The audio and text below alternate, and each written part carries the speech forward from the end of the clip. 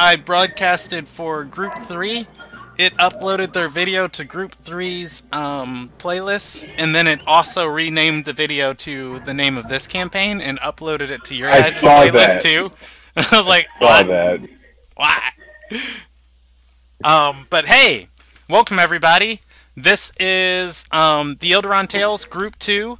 You guys are Pride and Prudence, because your campaign deals with racism. Tonight we are Sans JD. I will be controlling Tristan. We got Ramon controlling Urkus, Jordan controlling Brock, or Russell. We have Robert controlling Roman, and Eric controlling my role. When we Can I just make a small note before you start that we meet every other week, and JD's missing every other campaign. Yeah, I don't know. I'll talk to him. I'll yell at him. Tell him he's a stupid face. Gotta tell me it's a dumb face. He's fairly consistent. Mostly in that he's always there for. He always meets 3 out of his 4 sessions a month, and the one session he might miss is a Group 2 one. So, I mean, but if you saw me as much as you did, you wouldn't want to look at my face as much as JD did.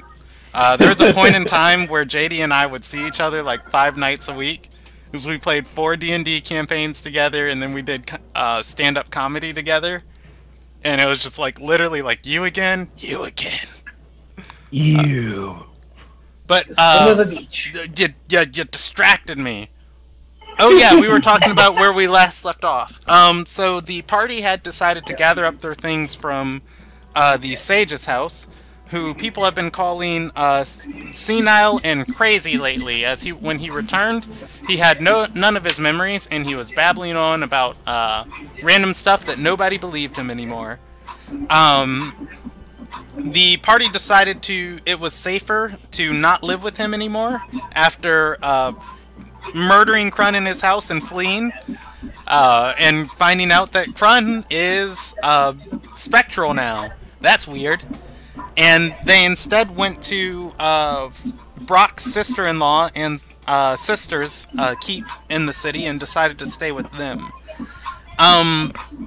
We had a bonus session for like the one person who watches this stream. I don't know if you saw it. You can go back and see it. It's in the group chat to kind of explain how we got to where we're at today. But we're going to start with the party coming together inside of the Nakart Keep in the Somia side of town. About 2 hours has passed since the last session, and everybody's coming back together, and Lady Anadelia's servants are presenting you guys with gifts and uniforms if you're going to be staying in the manor. I don't know if I ever named her Stuart. Name him Stuart. What does the outfits look like? They're gaudy. They are. I don't know if I do gaudy. They are, particularly the Sarel colors. I believe I said they were violet and crimson. I also recommended that mine have my house colors instead. Or no, I'm sorry. The Nakarts are violet and crimson, and the Sarils are crimson and yellow. Are crimson and silver. I got their card right here. Great colors for a rogue to be wearing. God damn it! I just found out this past week that I'm colorblind too, so it was a well, I mean, sad at least he doesn't show blood. Well, I'm not completely colorblind. I can't see specifically like 2 shades of orange. They appear like as cardinal red to me. I got in an argument with people at my job, and they were like, "Why'd you make that orange?" I'm like, "It's not. It's red." And they're like, "No, it's orange." And I looked at the mathematical numbers of it, and it was like, it turned out that it was actually orange. I was like, "No, my eye." But yeah, sorry. I'm going to preface this session. I'm a little bit tipsy right now. I'm coming down off of day drinking, so we will be focused in the next half hour really well. But you guys, each player is gifted a set of fine clothes. They are in the colors of the manor. Brock specifically has a symbol of the Wills of Ililia woven into the shoulder piece of his clothes. Careers does not, even though she worships the same religion. The servants didn't know. Otherwise, though, each player is also given 289 gold pieces, and they are also given 6 silver pieces, and then additionally they're given 325 ruby pieces. What's ruby in 5th edition? Ruby pieces are a currency special to this world. How much was that again? 325 ruby pieces. 289 gold pieces. As Stewart, the steward, watches the servants distribute the gifts. He stands with his arms behind his back and says, "While you're staying at the manor, you're expected to hold yourself in a way that is upstanding to House Surreal and even more House Nakard, as they are generous enough to lend us this estate. We serve the magnate to the fullest of our abilities, and we do not cause chaos on the street. You are given these funds with the expectance to upgrade your clothing and other accessories in a manner that's according to what you see lavishly around you."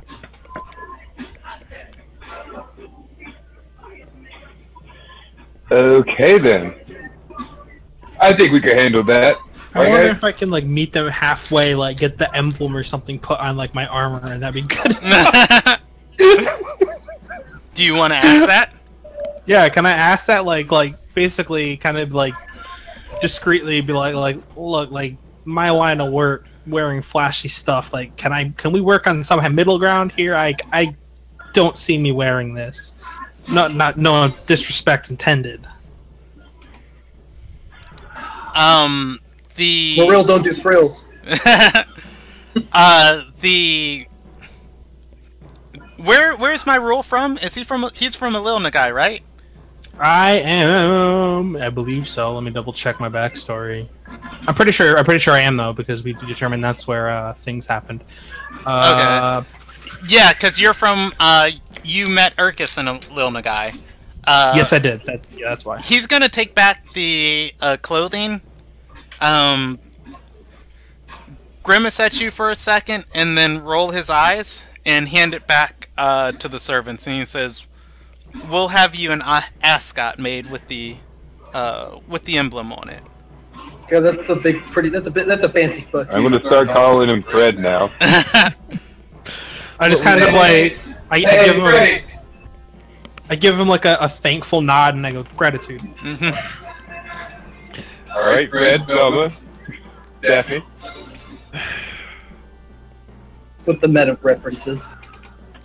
But otherwise, the servants leave you guys alone. All 9 of you. Okay. All right. We got money. Let's go shopping. I think it would be best if we have these clothes as sort of like, I want to say ceremonial, like to use them when we're working, like on official business for them, and then have our own actual combat-worthy clothes. Brock dons his immediately. Yeah, they are a set of fine clothes out of the player's handbook. They don't give you any special bonuses, but you look fancy as fudge. Yeah, I do like looking fancy, but Roman needs his elbow room. Alright. Once again, I look fancy as fuck, and I want to go shopping for armor. Okay, Potentially other stuff. Career is just gonna say to you off the bat when you suggest that. She's gonna say, "Honey, don't you think we should invest this instead?" Well, wait. Did me and Career each get like our own set of golden rubies, or are we like pulled together? Career was handed a stack of items, but not a pouch of gold. Okay. Well, hon, I don't know about you. Well, I do know. But if you remember what happened the other night, I almost died. I think I need something to protect myself. You almost died. I think you may want to invest in some protection yourself. Career's gonna shrug and say, I wouldn't mind a rope or something to deal with. And she's gonna look towards Nathan and say, to deal with, well, the situation next time something like that happens. Well, rope sounds like a good idea. I will also, well, okay, so things we need to do. Shopping, Nathan's slave papers, and Aaron's slave papers, to be precise.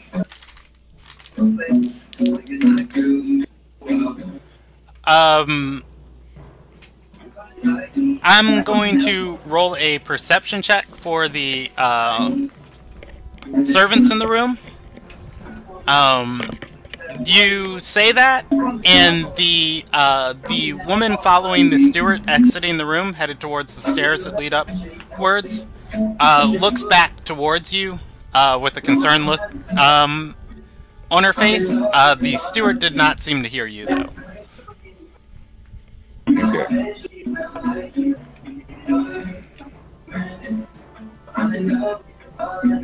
Alright, so you guys go shopping.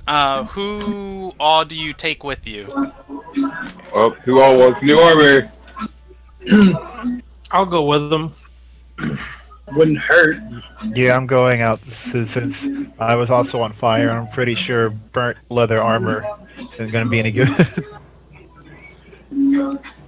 Hey, who's ever playing the Edward Sharon in the background? I don't. Jordan. Yeah, can you guys like pause it or listen on headphones? Because I don't mind you like playing or listening to music, but also YouTube's algorithm for like searching and taking down videos is like super intense. So the music shows up, they won't take down the video, but they'll strip it of the audio. All right. But So probably what's- patchy enough that it didn't get noticed. What's your sister's name? Rachia. Great, yeah. How do you spell that? R-A-C-H-E-A? She's in the NPCs. Yeah, she's in Oh, your okay. I'll NPC list. Let's see. I think I can show her. R-A-C-H-I-A. I see it. Thank you. I'm just making some notes on my stuff here. And you said what was the colors of these folks? Crimson and something else. Crimson and silver. Colors. The surreal crest looks like very similar to the Nakart crest. The Nakart crest is a rose wrapped around a rapier, and the surreal crest is a rose perpendicular to a short sword, and the hilt of the short sword is a crescent moon. Okay. I have an idea how to make them not hate me so much. Okay. That's all I need. Troublemaker. Thank you. I'm not a troublemaker. I'm actually trying to be nice for a change. How much gold do I have? Plenty. Surreal, emblem, Nakart 1. There we go. I showed that on stream for people watching. Who are you guys taking shopping with you? Maru's going. Roman's going. I think everybody. Except Jessica and Tristan, because I don't know what they're doing. Yeah, they'd probably be unloading their stuff and settling into the house. Into their new quarters. But, yes, so Mia is is in the outer sphere of the town. There are markets here. However, most of them sell mundane things like food and other minor items. This isn't a major, like, market area of town. The bigger markets would be in the city proper and in Ilderon. Where would I be likely to find a blacksmith that knows what they're doing? The Forge Ring. Yeah, in the city proper, there's an area called the Forge Ring, where blacksmiths congregate to show off their wares, show off their crafts, and it's an art style here in Art Sarai to be able to forge well. Cool. And then if you guys go to the markets of Ilderon, it is also in the outer sphere on the other side of town. The difference between Ilderon and Somia, though, is Ilderon is much more affluential, and people will come there to trade goods, and there'll be all types of bazaars and things set up in between the houses and everything, or in between the townhouses and the courtyard squares that form behind the houses. And you'll find like a much more eclectic mix of things there. You'll find traders in Ilderon, and you'll find shops in the city proper. Well, I'm looking to actually have stuff made, so I would need an actual blacksmith. So I think I'm looking to go to the Forge Ring. All right. Is that where everybody agrees to go? Well, I just want to go to the city proper. It doesn't necessarily be the Forge Ring, because I'm more looking for armor, not weapons at the moment. Okay. So yeah, you guys are. It's a bit of a walk from Somia, as when you guys were staying in with the Sage, you stayed in a part of town called Maiden's Watch Bridge, which is right next to the center of the town. So you're real close to the city proper, real close to the palace, real close to everything. Here you're kind of on the outskirts of the town, so it's a bit of a walk over to the city proper, but once you guys get there, the Forge Ring, of course, everything's bustling. You guys are 2 days from a major holiday. The city is kind of exploding with life. Unfortunately, though, and this is just something you guys are going to notice, like stepping out of the keep and crossing the bridge into the city proper. You thought you were getting bad looks with career around you, walking as she is dressed as a fairly nice foreign citizen.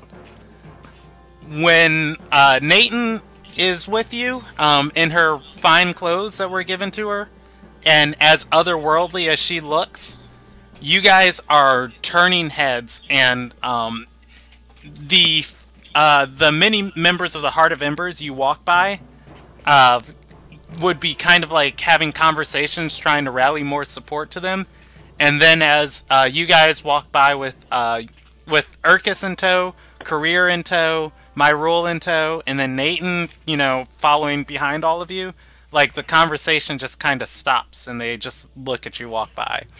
And what a bunch of race traitors! Not only that too, Brock would, I'm believing his patch would be visible of the emblem of the Willstone on his clothes, and they just nobody really stops you guys because there's so many of you. But the attention and the tension is both noticeable. I'm going to assume that Brock thinks that he's hot shit, and they're just admiring how great he is. No, it's your white privilege to be completely oblivious to race relations.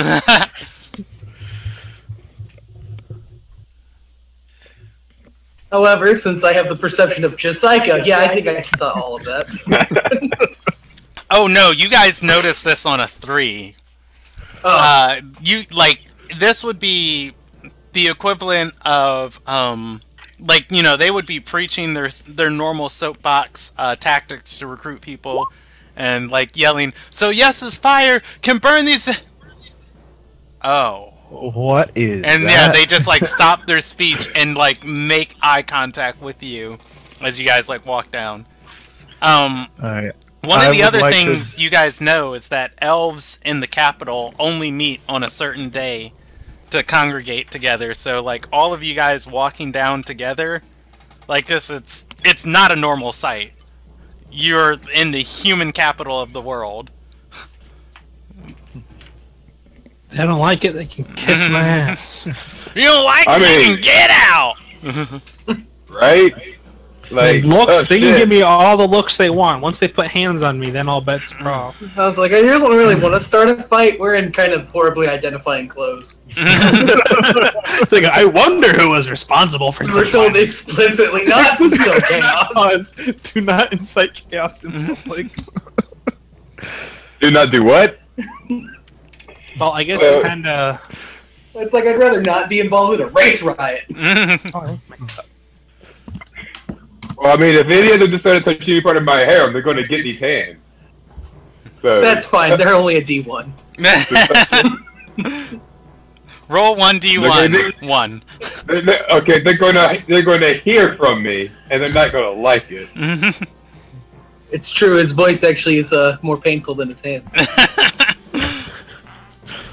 Even a single whisper can be grating. But otherwise, you guys make it to the forge ring without much incident. You guys notice a bit of concern from Career as, like, at points, walking through the city proper, she'd grab Brock's arm closer, but otherwise, you're able to make it to the forge ring. All right.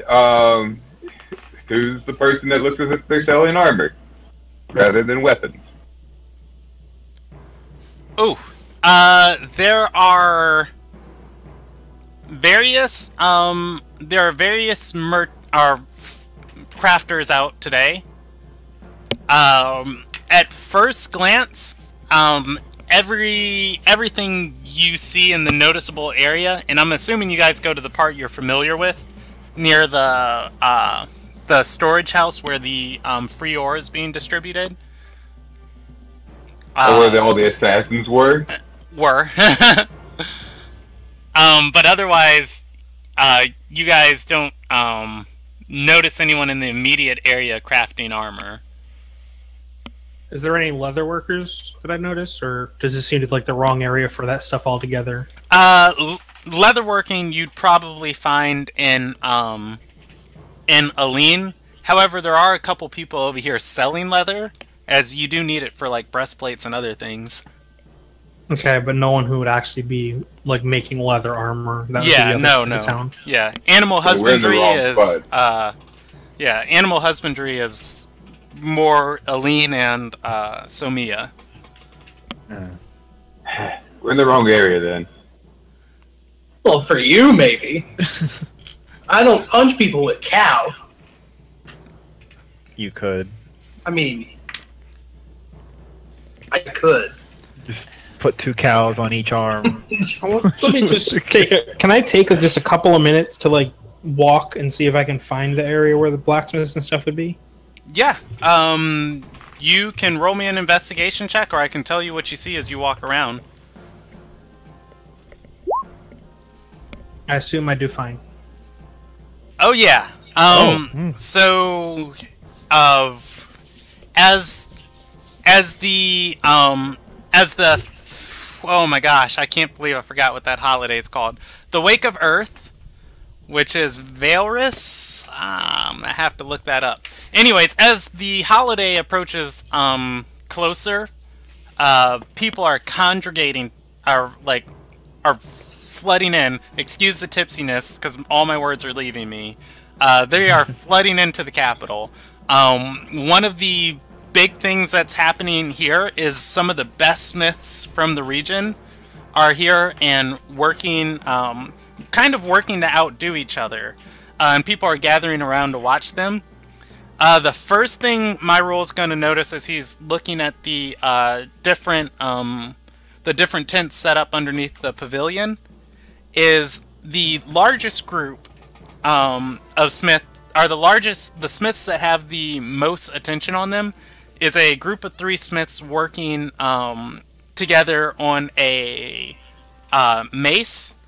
While it's already cold outside, and it is the middle of winter, with each strike of their hammer, the mace sheds off a few sprinkles of frost. It is not hard at all to tell these guys are crafting a magical item. The next thing I wanted to see. Yeah, the next thing Myrule is going to notice is there are a set of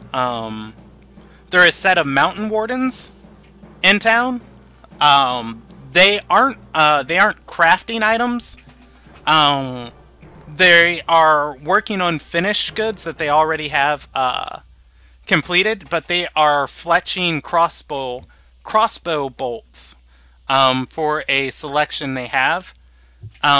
He's gonna notice that these guys are silvering their weapons, and I'm going right over that. That's what I'm looking for. Alrighty. I heard silvering, and I'm like, all right. He said the magic word.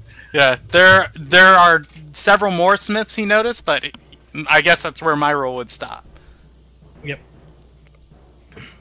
All right. Yeah, these mountain wardens are. As you come over there, they have 3 crossbows displayed, and they each have a bundle of. They have a bundle of crossbow bolts in front of them, and their forge is heated with. You can see it has a bowl of molten silver in front of it, and they're casting out bolts ever so often. Okay, is there like one of them that's working and one that seems like less busy that I wouldn't be like super interrupting? Like probably the one like attaching the silver tips to the bolts. Yeah, once it's done, there's one. I'm pretty sure you still have to put feathers on bolts for them to fly straight. That too, yeah. So I would go up to him and be like, "Excuse me, do you do custom orders?" They look over and they say, or rather, the one attaching the bolts says, "Yeah, today we've been working on these, but we plan to hopefully have a large display for the festival." Well, I myself am in the market for a set of silver daggers. If that's something that you can do, I'd be more than willing to pay whatever it costs. I'm assuming I can afford it because the DMG says 100 gold. Yeah, for a silver dagger, they would. The book says it's like 100 gold plus the price of the item to have a silvered one done, and daggers are 2 gold, so it would be like 204. Oh yeah, for 2. I was like, how do you get that math? A set, a pair. Yeah, they would say, yeah, we can actually cast one of those out within the day. He'll look over and say, it's gonna cost a little bit more silver than we have. How much are you looking to spend on it? Well, whatever's within reason. I mean, as we know, daggers are slightly less metal than other weapons, so I would imagine it'd be a little bit cheaper than, say, a sword. How about, would you say 90 gold for each, so total 180 for the set, considering I'm buying 2? He's gonna shake his head and say, we rationed our supplies from the Flame Gate. You're asking us to craft something we weren't initially intending. We'll have to go out and buy more silver. 220.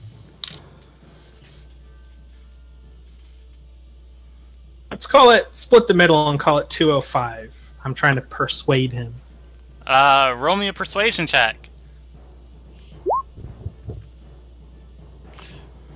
Could always call in Brock. Or you can call him Roman for some intimidation. Oh wait, never mind. Chaos. I mean, he went off on his own, so unless he wants to go, hey Brock, you want to come help with this? No, I'm good. Like,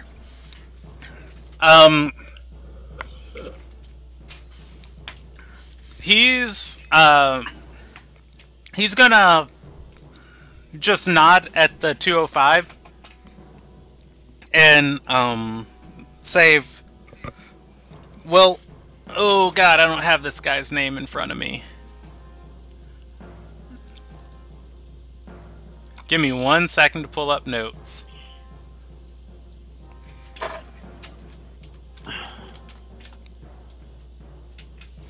Oh, hey, I do have it. It's not on the drive. He's gonna nod and say, all right, I can do 205. All right, and you seem like good people. I'll pay in full up front for your trouble. But he's also going to say, if anybody asks you, make sure on the when the festival comes around that you tell them Keeper Garrett crafted these for you. I will indeed, sir. Keeper Garrett make daggers. I have notes, guys. I actually do that. So I'll hand him the 205 gold. And so how long would it expect you to make the set? He's gonna say by close of the day we should have it casted and wrapped. Okay. He's gonna look be around back. and say, I don't believe it'd be hard to find a cast around here to use. Oh, it shouldn't be terribly hard. Well, thank you. I will be back. My name is My Rule. You can put that in your notes. So, thank you. He stands up and offers you his handshake. With how forward his arm looks, it looks like to be one of those full, like arm to arm. Yeah. So I'll clasp his arm, give him a good shake. Probably pathetically so with my 6th strength score. All hey, right. someone who's weaker than me. Yeah. So I'll head back to the party then. Brock, I don't have more strength than you. What's everybody else looking for around here? Well, I'll let. I was gonna say, since everything is metal here, that probably won't work for me. Hey, there was a crossbow. There's a crossbow. I think he wants to get to a Fletcher and get a longbow. Yeah, I don't know if there's a Fletcher here. Probably wouldn't be since it's the forge ring. I doubt they'd even have studded leather armor here. Do I hear that conversation as I come back? I think he'd be pondering this while you were over there talking to him. Okay.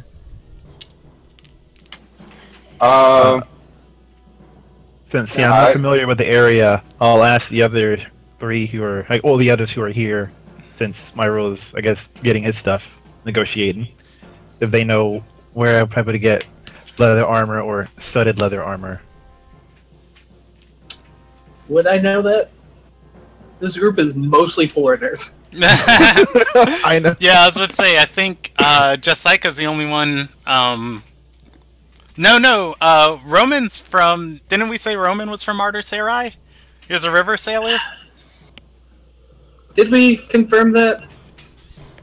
Hey, you tell me it's your character. Backstory. Oh, so you have control of your background. Well, my bad. No, see, I'm from. So yeah, no, I'm from the Tide Gate.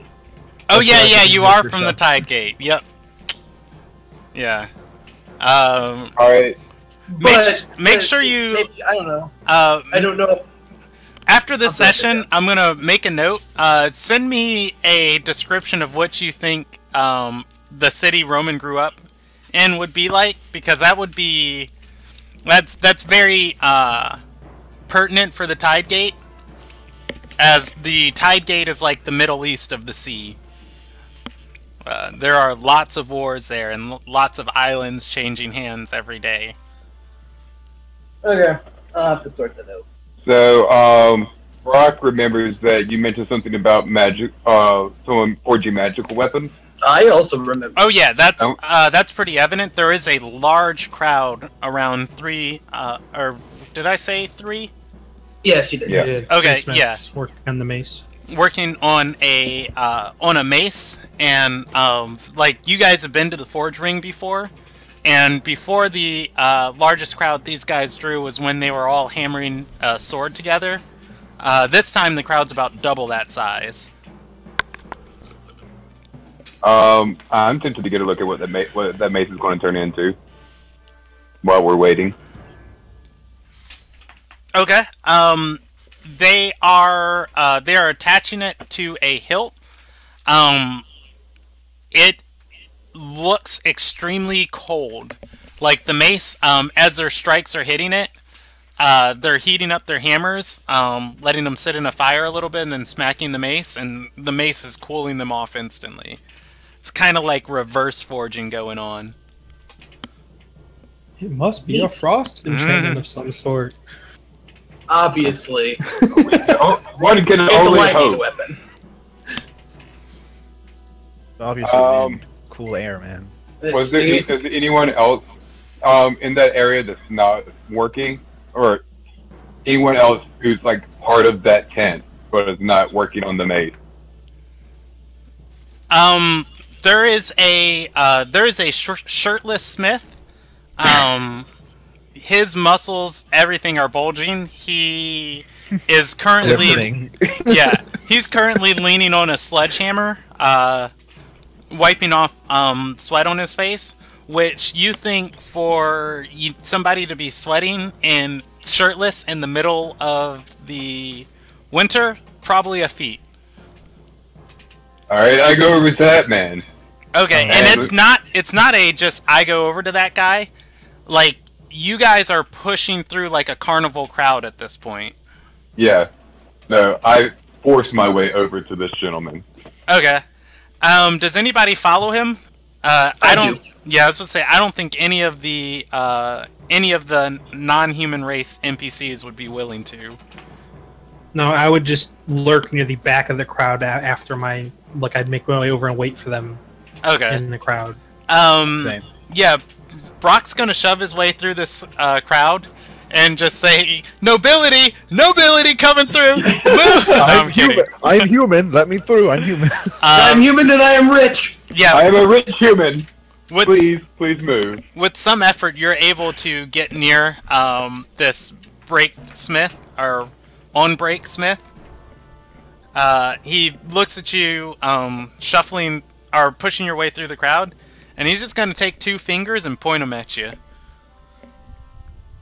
And kind of like a celebrity winking to a fan. No, I was like, I'm sensing a heavy like respect for pushing through the crowd. I think Brock wants to add him to the harem. You see those Wow. abs? I'm about to say. Your master. Game recognizes game. Like, I'm number 1 on the hamster scale, but man, he's number 1 on the ripped as fuck. I just rolled his appearance score. Just 3d6, whatever he got. He is a 15 out of 20. Oh yeah, that means he meets the So requirements. the part of the front of the crowd that's closest to him is like all like swooning females. Yes.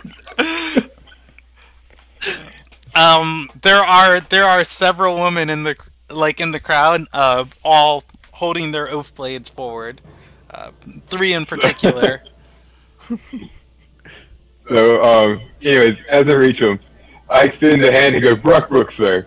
I was wondering, Do y'all just do frost magic? He's gonna put up his hand. He's gonna shake it, and then he's gonna push you back a step and says, "Please, admire, but don't interrupt the art." Oh boy. And I'll reply, the art's in front of you. You're on the side right now. And he's gonna step aside too, and step out of the away from the pavilion from like the men working on the frost mace. And he's gonna say, so you. He's gonna look at the colors of your clothes and say, "You've come to buy that?" Not that one in particular. I don't use maces myself. I was wondering what other kind of wares you have. He's gonna say, "Well, we've been in town for the week, and this beauty, we started her while we were out east, but it's gonna be a great honor to finish her in the wake of Earth. We have a few other things we've crafted, but we were planning on selling them during the holiday." Well, might I get a glimpse at your wares? He's gonna gesture behind the tent they have set up, and this isn't a tent like, you know, a camping tent. This is just like an overhang awning, Yeah. just to kind of catch some of the smoke and a little bit of the warmth there. And he's gonna lead you behind it, where they have a chest. Inside the chest, he's going to have 2 large mauls in there. Malls. Yes. Brock is going to notice them. They're distinctly green, the metal of them. He's also going to have a white rapier.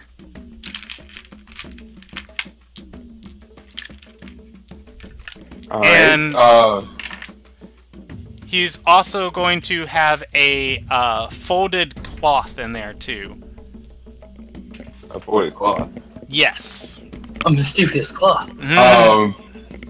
I turn to him and go, "Is there something within that cloth?" He's gonna he's gonna like brush his just throw his hand towards you in that nonchalantly way, like brushing it off, and say, nothing really worthy of note in there. Our main attraction is out there." And he's gonna pull out the cloth, and as he pulls out the cloth and opens it, Brock's gonna see this web of just shimmering metal in there, and he's gonna say, "We tried to infuse some magic into this, but in the end it failed, but it's still pretty, kind of useful." He's gonna grab it and let it open up. Brock's going to see a net made completely of metal.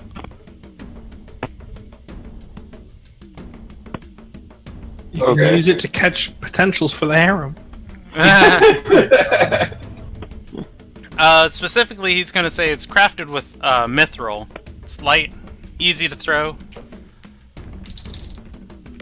Okay. Another thing I'm interested in was this rapier right here. Why is it so white? What did you imbue it with? Privilege. Why can't it be dark? I mean, when you get a problem with like white, like you racist against the white people now. Why is it so white? He's gonna say it's made with Valpier. The metal is extremely difficult to work, nigh impossible. We tackled it because it's a great feat if you can work the metal and make a craft of it. However, we don't feel it stands up to the craftsmanship we're capable of. In the end, it was another venture failed. But he's gonna clasp his hand on Brock's shoulder and say, "But if you want to make great art, you never stop trying." I'm gonna tear up. I mean, I agree. I doubt it, but can I look at it to see what faults it has? Yeah, Brock can pick it up. You wanna roll me an investigation check on that? Sure. I help him. I was about to say, do you want to assist me, Roman? How about we both take a look at this? Roman massages his shoulders and is like, "You can do this. You can do this. You got this, buddy." Let me, the man who uses his fists, help you look at this sword. Yeah. So Brock leans down to, or brings it up to his face to inspect it, and Roman starts pointing out different areas on it. Together, you guys are going to notice that this metal is very, very stony and sedimenty. Even though that this blade is sturdy and holding together, it looks up close. It looks less like metal and more like stone. There are parts of it where the sediment of the metal hasn't properly set or been folded down. So where a rapier is normally a very smooth, clean, piercing blade, some of the ends nearest to the hilt have like jagged little teeth on them that sticks out. That should hurt. Yeah, I mean, you could probably rend somebody with this, but for the people who normally would use a rapier, they would like see this and see like, well, I mean, I see how I could hurt somebody with this, but you know, I want precision killing. Yeah. More specifically, though, you're gonna notice the decorative gold and everything on the handle of it, and that's gonna kind of send a trigger off in Brock's mind that, hey, this is an oath blade, or it might have been meant to be one. Oh. It's a rapier that does bludgeoning damage. Well, no, it'll still Just pierce like- somebody. Yeah, but I'm wondering if he'll get a minus to damage because of the defects of it. I'm going to allow both of you guys to roll a wisdom save. DC 11. Good. Wisdom save. I have wisdom. Mm-hmm. He cast Hold Person. What an evil craftsman. Ooh, Never mind. Well, yeah. You guys just stare at this sword, man.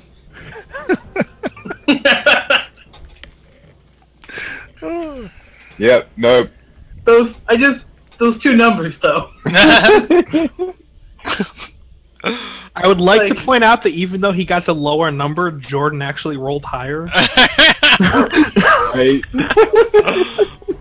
I imagine like they're sitting there, they're both inspecting it. They both like have this thought where their eyes open wide, inspect it longer, and then they look at each other like, I got nothing. I just imagine us nodding at it as we look, like yes, and hoping nobody calls us out on the fact that we have no idea what's going on. Right Oh no, it's like we notice all the defects. We know what's wrong with it. But we don't know how that applies to real life. We know all the facts. We don't have the moment. You're rubbing your chins, going, I got nothing. I hand it back to this blacksmith.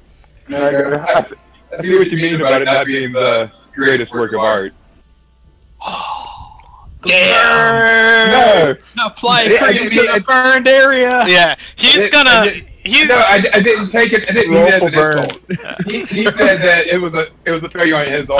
He says, says, that's like I noticed the deficiencies of it. Like, yeah, he's gonna say, yeah, that's completely true. And that comment doesn't hurt me at all. He seems a little bit hurt by it. You rolled an 8 on that deception. Yeah. The women behind you are angry. You can roll an you can roll. No, I think he's completely okay. Wait, let me roll the insight. Just He's dead inside, and you guys don't even know. You just ruined this man's dreams. So Roman is going to pick up that that he was kind of trying to conceal, don't feel on that last statement. I'll look at him and I'll just go, "Hey, I never could accomplish half of what you did here." So he's just gonna kind of like purse his lips together, you know, like tongue between his teeth, and nod, and that way of like, yeah, you're right, yeah. he regains a little bit of his self-confidence. He stops daydreaming about suicide. Yeah. The women are now really angry at Brock. As he's nodding and getting into his headspace, his clutch fists is gonna come together, you know, as he's like kind of shaking it, and he's just gonna start flexing a little bit, and then he's gonna remember you guys are there, and then he's gonna stop. And then Roman joins him. I'm just gonna nod. We've all had that moment, bro. He's sitting there doing I did a little like fist bump, hell yeah, after, you know, I slept off those burns. But he's gonna gesture to the chest and say, any of this stuff is for sale before the holiday, if you'd like it. Now, you said what was in there? What was the first thing you said? There was the cloth and then the sword. There were 2 maces made with, mauls made with a green metal. There was a net. It is a massive it's a big sledgehammer. 2-handed fucking hammer. Like, yeah. Okay. Think Paul Bunyan working on the railroad. Yeah. Okay. I was like, I have no idea what those are, so I have no idea how to react to this. There was the mithril net, and then the rapier made of Valpier.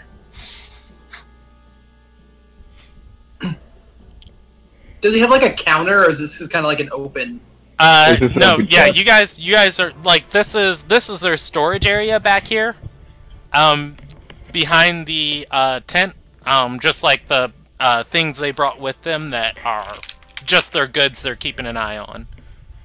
Okay. So I'll kind of take a step closer and ask him if they're taking any orders. He's going to say most of our efforts going towards that out there, but we crafted a sword for a woman at the start of the week when we got here. Paid us good money to work all day and night on it. But he's going to say most of the time things like these take weeks, sometimes even months to complete. And he's going to say if you want them done right. Well, I don't need anything quite as big as a sword. I have a question. It's just, you know, random thought. What does this woman look like? He's gonna shrug and say,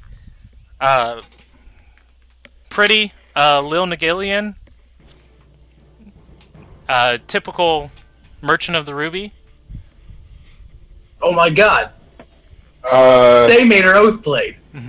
I'm going to take my oath blade from my waist and go, is this the same sword? He's gonna look at it and say, no, that's not the one I crafted. Okay.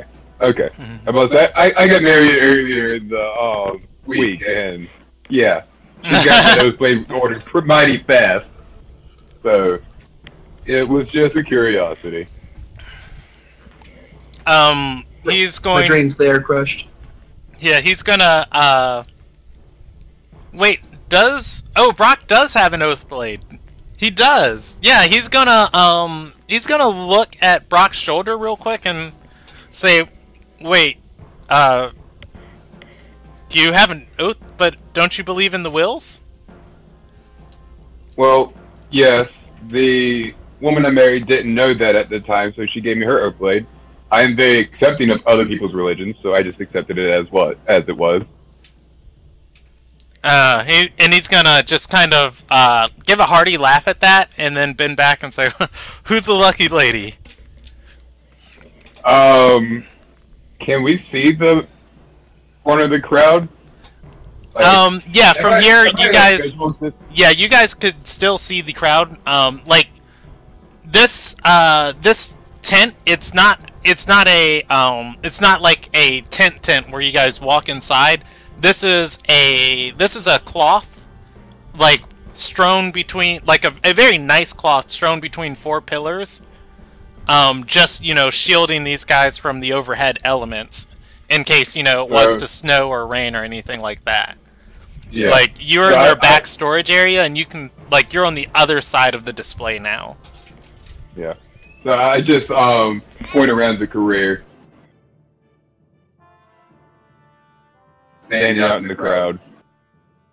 Like, the one with the long dark hair, obviously, also Merchant of the Ruby. Sorry about that.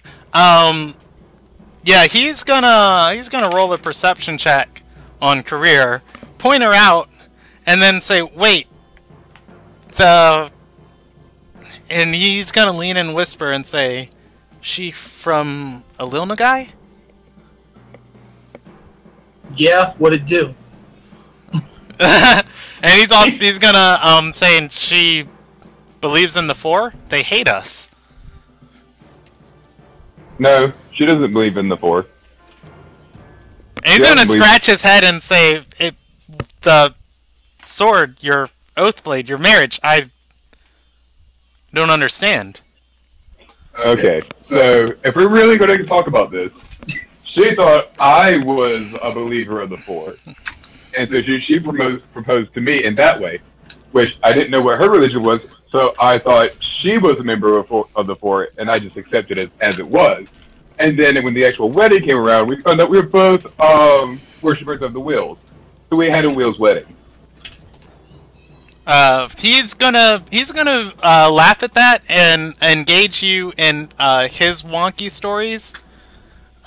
He starts telling you one of the time he thought he was betting a woman, and I don't know if you guys would stop the story One there. night in Bangkok, and it's your oyster. I give a hearty laugh at this and go, "Yeah, we've all had our problems, our share of problems." Otherwise, he's just gonna shrug and say, "So, do you want to buy this? I mean, even if we disagree on things, gold's gold." Yeah, not today, but you said you're going to be selling more product during the celebration? He nods. I will give him my name again as Brock Brooks and ask him for his, and, like, maybe I'll see him around during the festival. This guy is unnamed. Unnamed. Call him Niece. Odd name for an NPC. His name's Niece because of all those abs. He's about to get one, though. Tony Niece. Niece. His name is going to be Ritero. Let me add that to my NPC list. Ritero Niece. In our hearts. Mm-hmm. You gonna tell me how to spell that? Itero. Itero? Itero.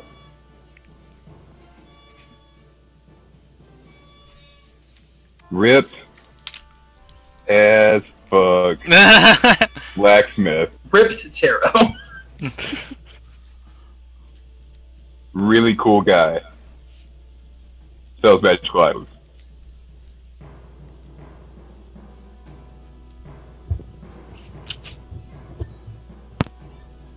Alright, you guys go back to the party? Yep. Yeah. Seeing nearly everybody come back to the party empty-handed, Carrera's going to ask you guys, do you see anything interesting? Well, do you want a mithril net? She's gonna think about it for a second and then nod and say, yes, yes I do. It'd be so light, so easy to throw. Oh, wow. She did mention wanting a rope or something of the kind. Well, she did. She said a rope. I figured I'd get her some nice rope. I mean, if you wanted that, we could go back around. I mean, Itero was a really swell guy. She's gonna gesture to the blacksmith who's now picking up his hammer and lifting it over his head. The ladies are cheering for him. Well, he's the hero. I guess we'll wait until we'll wait for another day. He'll be selling his wares again, and it's not one that it seems like it's going to go on display. So we'll go see his shop during the festival. All right. So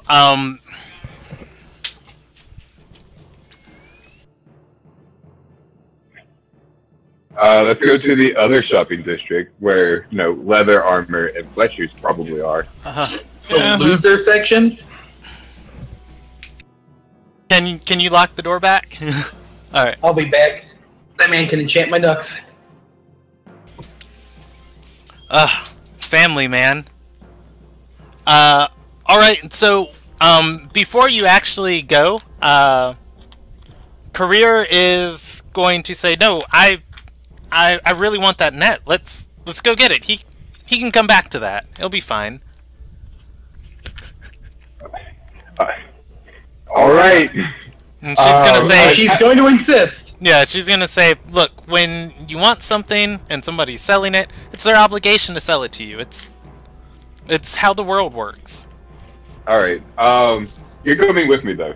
I'm gonna take Career up with me through the crowd and to the guy selling the net. I'm going to follow again because I have nothing better to do with my life. Alright, anybody else come?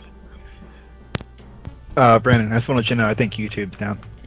Okay, I might have hit the button on my thing to stop the caster. No, I mean, like, YouTube itself is down. Oh, like the whole website? Yep. Oh, cool. Not for me. Really? Oh yeah, it says I'm live. Corner. That's weird. Hopefully you don't DC, Ramon, don't do it. It's just YouTube that's not working for me. So yeah, you guys are gonna walk back over to Rotero, and Career is going to say, "I hear you're selling specially crafted goods," and Rotero is going to look to Roman and Brock and say, "Specially, expertly, the best." Yes, my wife is interested in the net you showing us earlier. And he's gonna snap and say, "Oh yeah, the woman from Ilderon. And she's just gonna kind of groan and say, "Yes, from Ilderon." And he's going to like do a very very over the top like gesture as he kind of semi bows, has his hand out and his other hand towards Career, and in just like the most broken mountain man tongue, he's gonna say Ilderon. And Career is going to just roll her eyes and say Ilderon. And he's going to say, yes, that. And she's going to say the net. And he's going to just kind of look a little defeated and then walk back towards the chest that you guys were at before and open it up. Man, you're all about you better put him in his place. Promise. I kind of sympathized before. She put him down as fast as she puts me down. I mean, that was the equivalent of, "Hey, you parlez-vous français?" But anyways, he's gonna open the chest and pull out the net and show it to her and say, "Do 6,000 gold." Yeah, he's gonna say, for this 70 gold. Career's gonna say, outrageous, it's not worth more than 50. And he's going to say, yes, but we have to make a living while we're here. And he's gonna counter and say 65. Career is gonna roll a Intimidation check. yes, because your wife is a merchant and she knows She's scary. something. She is scary. She's gonna roll a persuasion check, and she's not gonna do that great at it, but she does have a feat that I always forget what it does. So let me look at it, because I'm pretty sure she does not have Tides of Chaos. She can't use that one. It reminds me that she even potentially has that. And I'm going to chime in and say, can't you please do something for the missus and help her? you're gonna puppy dog eye him?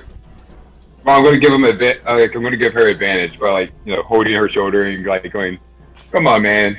You know the kind of stuff we've been through. I'm gonna say you're gonna have to declare you're taking the help action when she makes the check.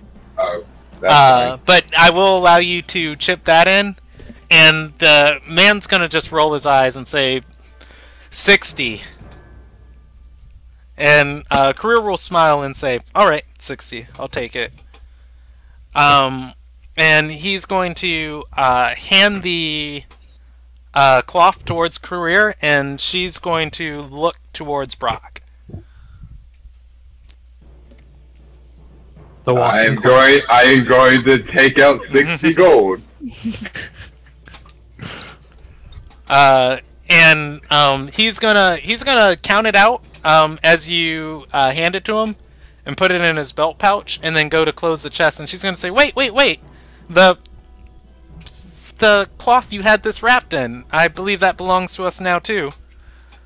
Oh my god, she's a fucking shark! The man's gonna You groan don't play games. and open the chest again and lean down to grab the cloth. As he does, she's gonna get a glimpse at the other things in the chest, and I'm gonna roll her a perception check, and she's gonna gasp for a second and say, "You can work Veilpier?" The man's gonna say, "Barely." And she's gonna say, "How much for the sword?" And he's instead gonna say, "Wait, you swindled me once already. Just get out of here. Enjoy the net." NPC conversation. Well, I mean, if anybody's gonna stop them, you guys can.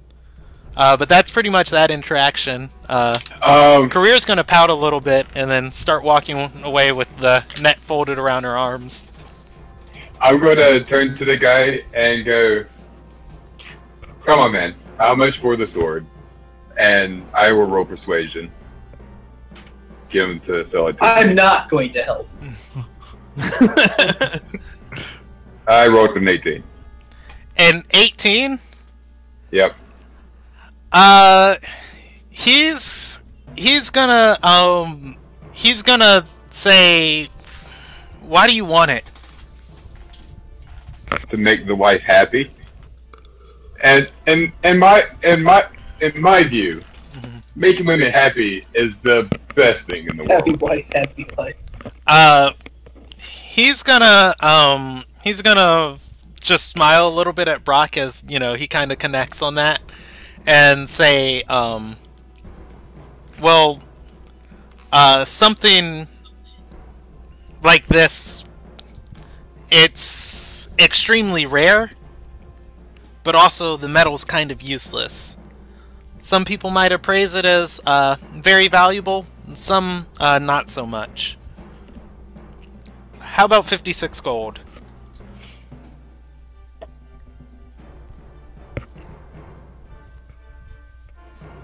I'll do it for 56 gold. He's gonna hand you the sword and say, even though it might be incomplete, still take care of it. I will do so. Thank you Melt very it much. down and give it to a more skilled smith. Damn. Alright. So I now have a sword. Temporarily. I have no idea what Kira's going to do when I show it to her. That is Exhibit A on the murder case. How did this man die? I don't know, but his husband's sword is covered in, or his wife's sword is covered in blood. So what kind of sword was it again? It's a rapier. It's a Valpear Rapier. Valpear. Looks like rock, but it's not. Yeah. Okay. It's a rock hard rapier. Yeah. Rock, Just what Brock always needed to complete his All right. As everybody in the party gets back together, I'm gonna allow Urkus. And who else is there? Nathan's there. Jessica's not there. I don't know if Myril would know this. I'm gonna allow Urkus, as he's probably the only one there who would know this. Wisdom save.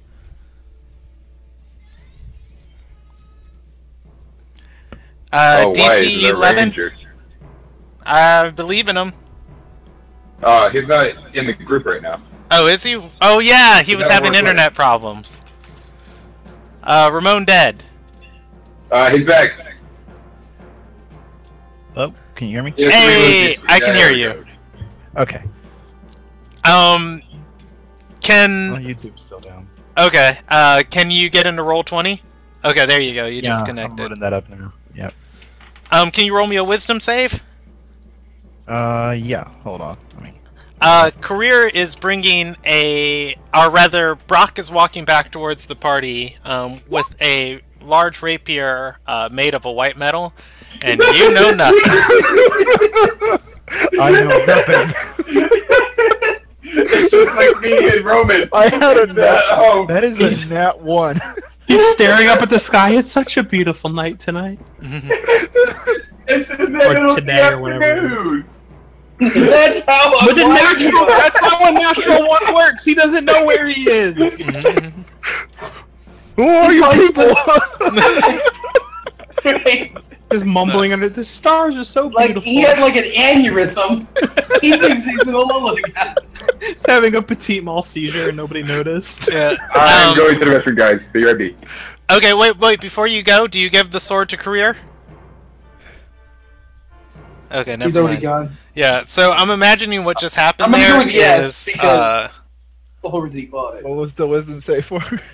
Urkus was like squinting at the sword and squinting, and then he thought he had a thought, and then a fly flew into his eye. It's like, oh. What were you talking about? What was I doing again? Why are we here?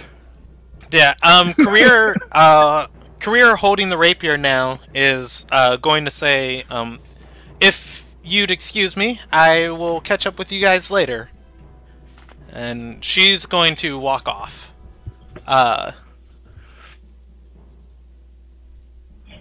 Well,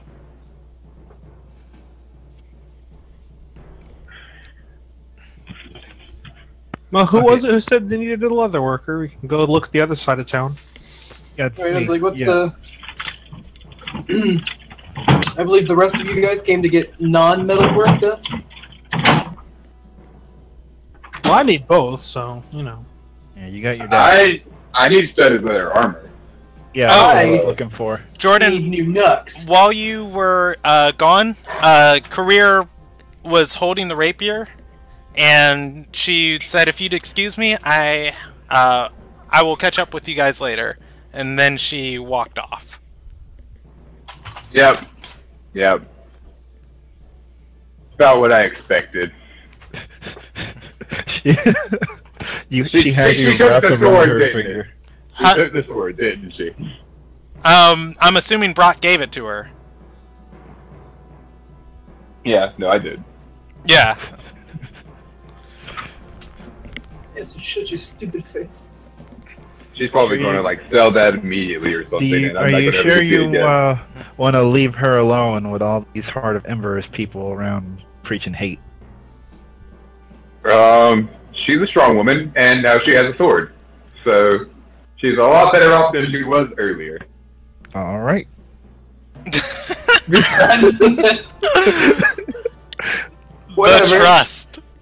Don't forget, she has a net too. I am going to roll perception to make sure nobody's following her as she walks out of sight.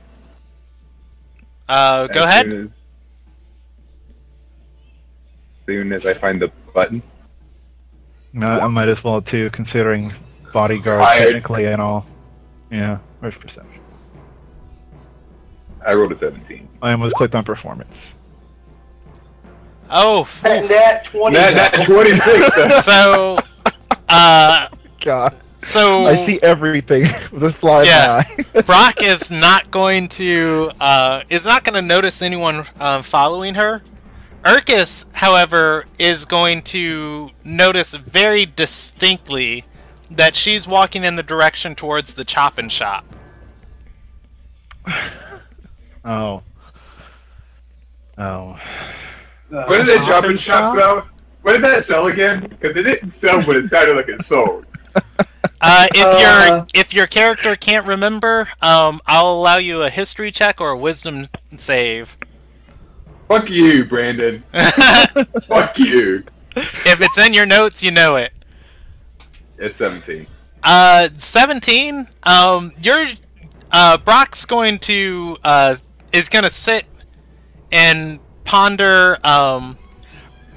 Or wait, first of all, would Urkus share that she's headed towards the chop and shop? Oh yeah, that's a good thing. Yeah, I'll tell them, hey, it looks like she's heading towards the chop and shop. Do we know what that is? Brock, we're made like a shit ton of jokes about it. Brock's Yeah, but I'm going pretty sure that was to. individual stuff. Brock's gonna distinctly remember, and this is his jealous brain coming up, that the chop and shop is owned by Fractus Paher, and he is also the guy who forced Career to smuggle in metal into the city just a few days prior. And she did share that with everyone, right? Yes, she did. She told you guys when you were getting information about where to find Krun. And she specifically told you guys not to stalk Krun because she sold him some illegal, or his accomplice some illegal stuff. Alright. Brock, you might maybe want to go with her. Yeah. Fuck. We'll get you some armor. I'm going to start chasing Career down. Okay, you're just gonna run towards her? Yeah. Alright, we'll handle this scene and then we'll transition back to the party. Career is, like, as you run to Career, she's gonna turn back sharply towards you and say, I told you I'd come back and catch up with you later. Yeah, but why are you heading back to this guy's place? She's gonna say, look, you know about the illegal stuff I did. I don't want to do it anymore, but I have questions I need answered. And I'm not gonna drag you guys into that. You had a roguish type person who liked being dragged into that. Career doesn't know that. She doesn't know much about you at all. Yeah, she has no reason to trust me. So, well, I kind of dragged you in the middle of some stuff you didn't want to be in. So I think it's only fair that I get dragged into your problem too. That's love. She's just gonna swear under her breath, and then gesture for Brock to follow. And she's gonna grab his arm as she does so. You can roll a perception check to try and hear what she said. Otherwise, you guys can head towards the chop and shop. Eavesdropping is Well, totally something I would have been doing. I'm observant, so I can totally got to do that. Yeah. On that 10, you're not gonna hear what Career said, and standing at a small distance, you're not gonna hear it either. And I feel like the 13 would have passed if you were close, but not, if you were out of earshot of them. Hey, Roman, are you paying attention? There is a bunch of screaming women in the area, so... I mean, no, I'm not paying attention. I'm staring at the 2 half-elves, because we're gonna go leather shopping. Oh. Yeah, we're gonna transition back over to the rest of the party. Nathan, Myrule, Urkus, and Roman. And you guys brought Aaron too, right? Yes. So it was... Because we were going to go get their They're probably following me because we were going to go get their papers worked out. Yeah. Well, who said they wanted studded leather armor? I did. I was muted. Me and Brock. Okay. Are either of them roughly my size and shape? How tall are you guys? I think I should. I have that in my mind. I'm 6 foot 2 inches and 150 pounds. I'm close. I'm a meaty 6'2". As I say, I believe Urkus probably would be, and leather armor doesn't need a super stud. I am 6'2" and 210. Well, I would let them know that I'm planning on getting a new set of leather armor. Once I have it, I'd be more than happy to give them my old set. Well, I'm not in earshot, so you can't tell me this. Yeah, if you're not around. We'll see how much it costs for a new one, because at least one of us, me or Brock, will need a new one. Alright, looking for studded leather armor, you would be able to find that in the forge ring. But that nat 20 I had, I must have noticed it. Going backwards! Yeah, there are just people, some people here selling mundane armor. And that would just be things like they point have. One out. Yeah, does armor on display, and somebody attaching the spikes to the leather. Yeah, so I guess I would just lead them over to that since I saw it earlier. Okay. There are a series of shops around the forge ring, and there are a series of vendors. And studded leather wouldn't be terribly hard to find. Would you go to one of the artisan forges setup, or would you go to one of the shops? I specifically would go to an artisan forge because I'm having something specific made. Alrighty. Have it custom fitted, yeah. So I would walk up and be like, "Hello, excuse me." Okay. The person working the cart.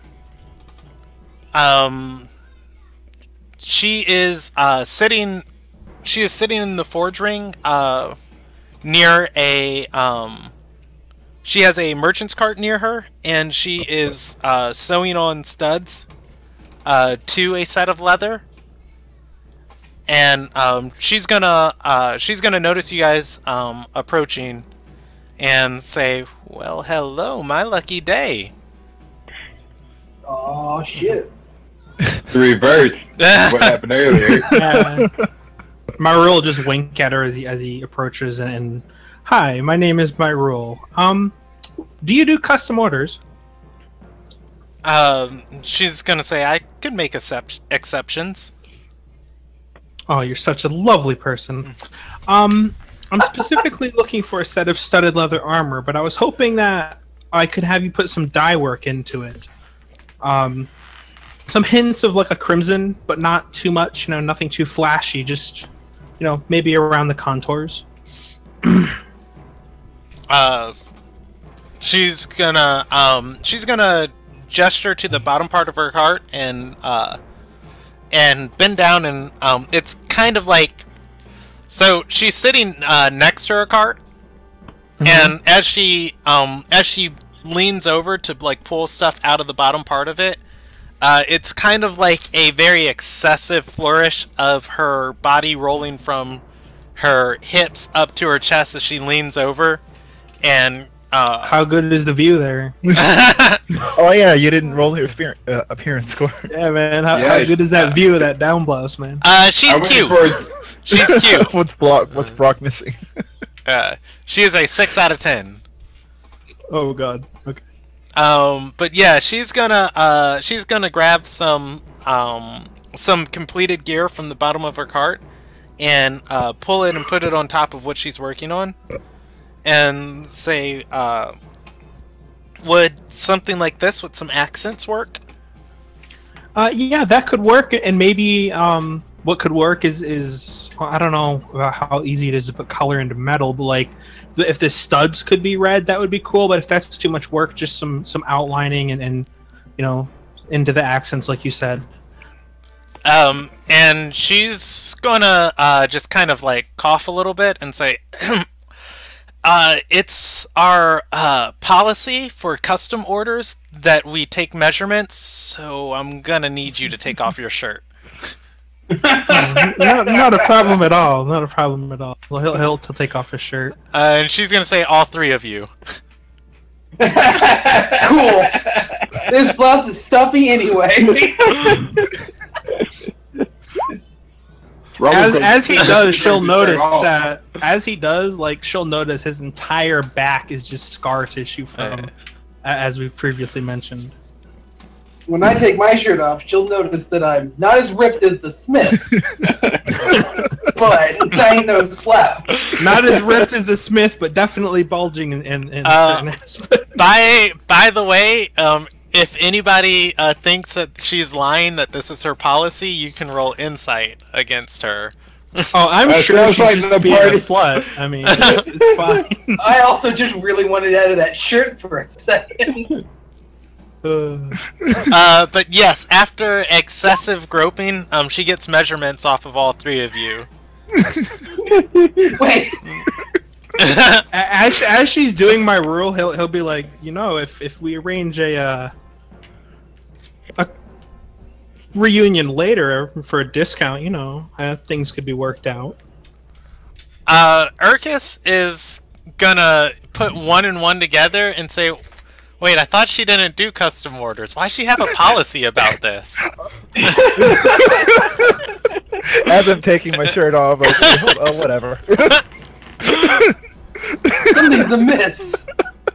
And you beat her bluff over 20. She says she doesn't usually do them, but she said things could be... I got 6 reasons for her to make an exception. It's called these abs. Multiply by 3. 18. But yeah, she's going to say, I'm gonna either have to buy the cloth for the accent or the herbs for the dye. Regardless, it's gonna be a little bit pricey. Gonna be 60 gold per set. Oh, that sounds more than reasonable, and I'll hand her 65 gold and give her a wink and say, have a lovely evening. And she's gonna say, should I have them delivered to the Nakart Manor once they're completed? And she's gonna say that like after she looks at Urkus and Roman's clothes on the floor. Oh, yeah, that could work perfectly fine. And she's gonna say, "Wonderful, all right." I will. Urkus will pick up like the one with the red dye is his personal order. Can I see what else you have available for the leather armor? She's gonna say sure, and pull out a she's gonna stand from her seat and actually kneel this time behind her cart. You hear the shuffling of a box before she pulls out several more pieces of leather. She drops some uncured hide on top of the cart, along with a set of padded leather, or of padded armor and regular leather armor. All right, because I was. Let's see. I was leaning more towards the studded leather. And she can like. She add has a the set metal of studded leather that she's completing right now. That's already there.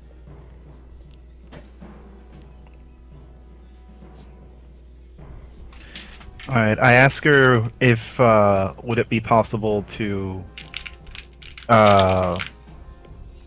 get my own custom order, or see is the one she working on already near completion, or it can be or if it can be customized. Well, for my size.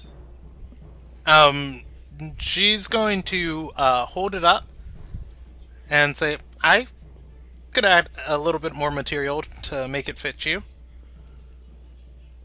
Thank you, I would appreciate it. I'll nod to her. How much would it cost? She's going to say the same price as the other set. I'd have to get the materials for the additions, but that's about it. That works fine for me. And I'll, she said it was 60 before, right? And Yeah. he gave her 65. Yeah. You know what, I'll give her 65 too. Oh, you guys are so polite. Hey man, she gave us a show. Might as well give her some gold. I think she like forced you to give her a show. Also, That's fine. It's not forced if we agreed to do it. if anything, she should pay me. I don't need armor. Hey, Roman for the show. The gun show. Bam. She's going to take the money from Urkus, and as she like is holding her hands out for it and putting it into her coin purse, she's gonna fumble and drop the coins onto the stone around her behind the cart, and she's going to kneel down and say, "Oh, my mistake. I'm so sorry," and start picking them up. I'll kneel down and help her pick him up. Okay. No, it's no problem. Man, I wish Brock was right there. As you guys all kneel down and help her with the coins, I was going to jack your shit. yeah, she's going to say, are you bannermen of the Nakarts?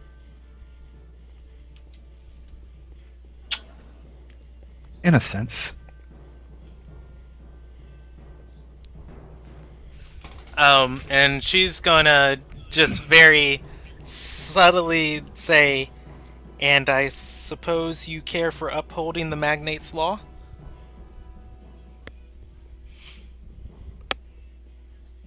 Well, we're certain. Can I run a history check? Which law? Can I run a history check to see if I remember? I mean, Well, you can. specifically. Or wisdom? You can history check. Can I as well, since I'm also down there? Yeah.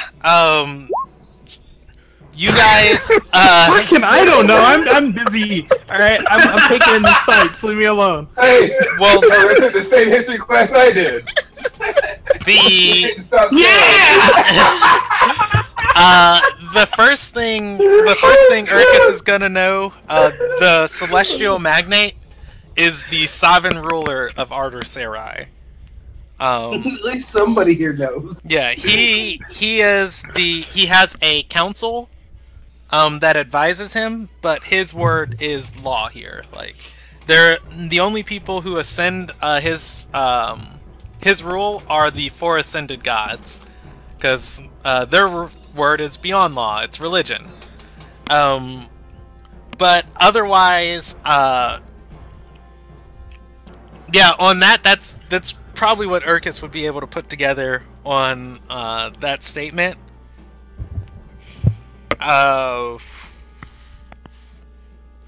Let me see something.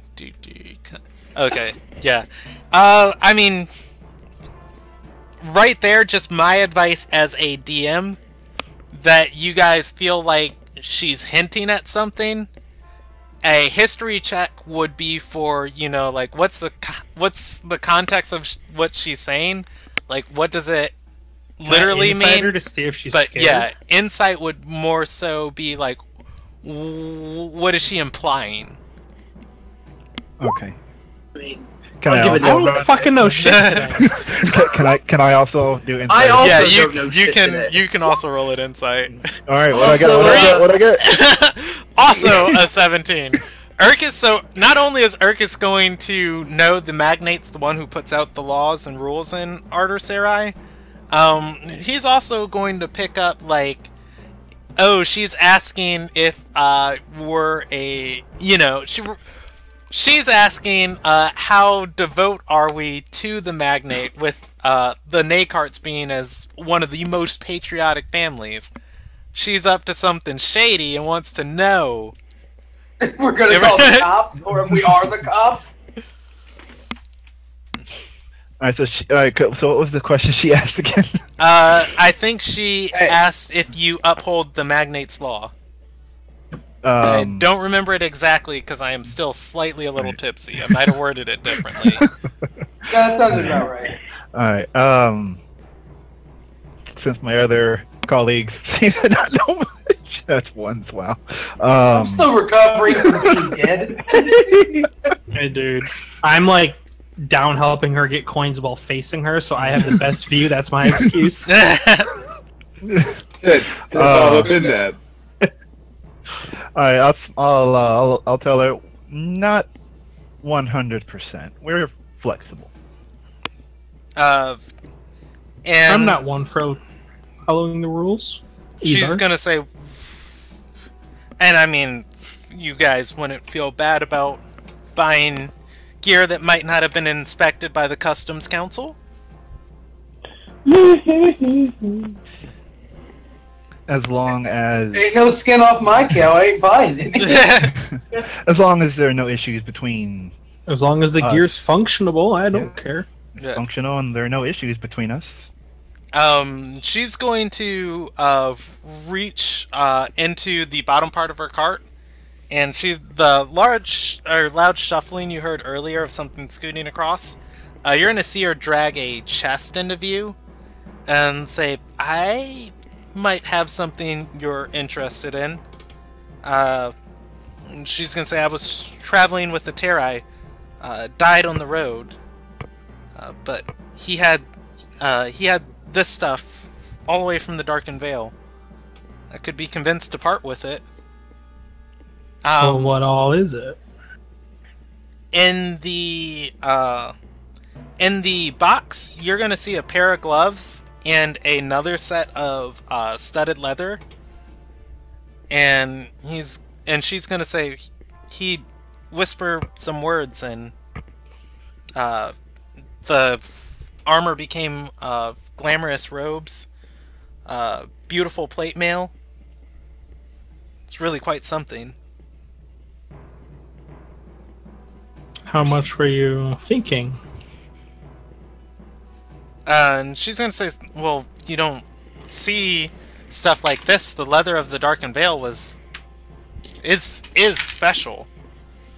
On this side of the world, I'd say either 700 gold or 500 rupees." I look at Ericus. I go, "You want to split that?" And you did get those rupees this morning. We'll split the. It's just one set of leather? And It's a pair of gloves. yeah, there are a pair of gloves in there, and there's one set of leather. Do the gloves do anything? The same thing. She's gonna say, she's going to shrug and say, he was into some things that I don't wholly condone. Always wore these. Sorry. What do you mean by that? Being somebody of my disposition, are these look like what I think they are, or what I would hope they are? You know what I'm thinking, right? Yeah, the gloves themselves, looking at them, the gloves themselves have a slight webbing between the fingers and the grips of them, the part that you'd actually grab items. The material there isn't cured leather. It's more of like a very felt hide. Kind of like the bottom of like a dog's paw or something like that very rough material. I'll look back to Urkus and say, you split this with me, you can have the armor, I'll take the gloves. Alright. I'll pipe in. What about the gloves? Alright, so what did she say? She said 500 rupees, so that's 200 or 250 each? Was it 500? Yeah, because she said 700 gold or 500 rupees, that's what I remember. Okay. hearing. Yeah, she said 500 for the she said 500 for the leather armor. Oh, how much for the gloves?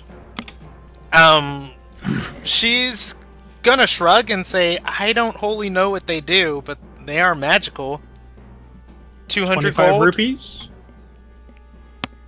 50 rupees then? How many rupees? She's gonna say 150.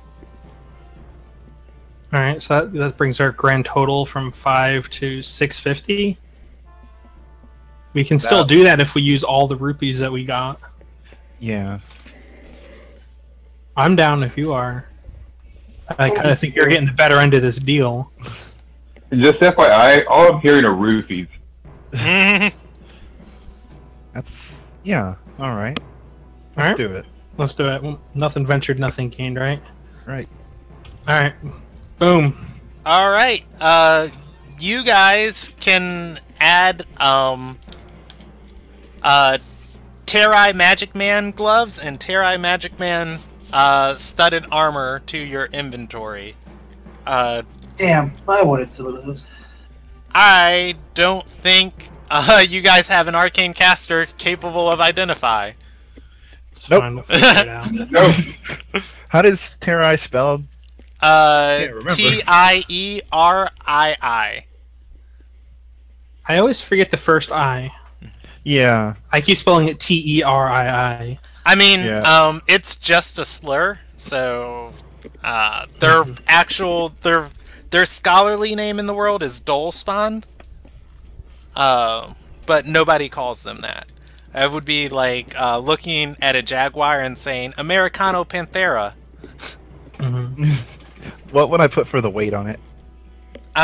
It weighs as much as a regular set of studded leather, 13 pounds. Okay. 13. I imagine the gloves wouldn't be much more than a pound. Yeah, other- yeah.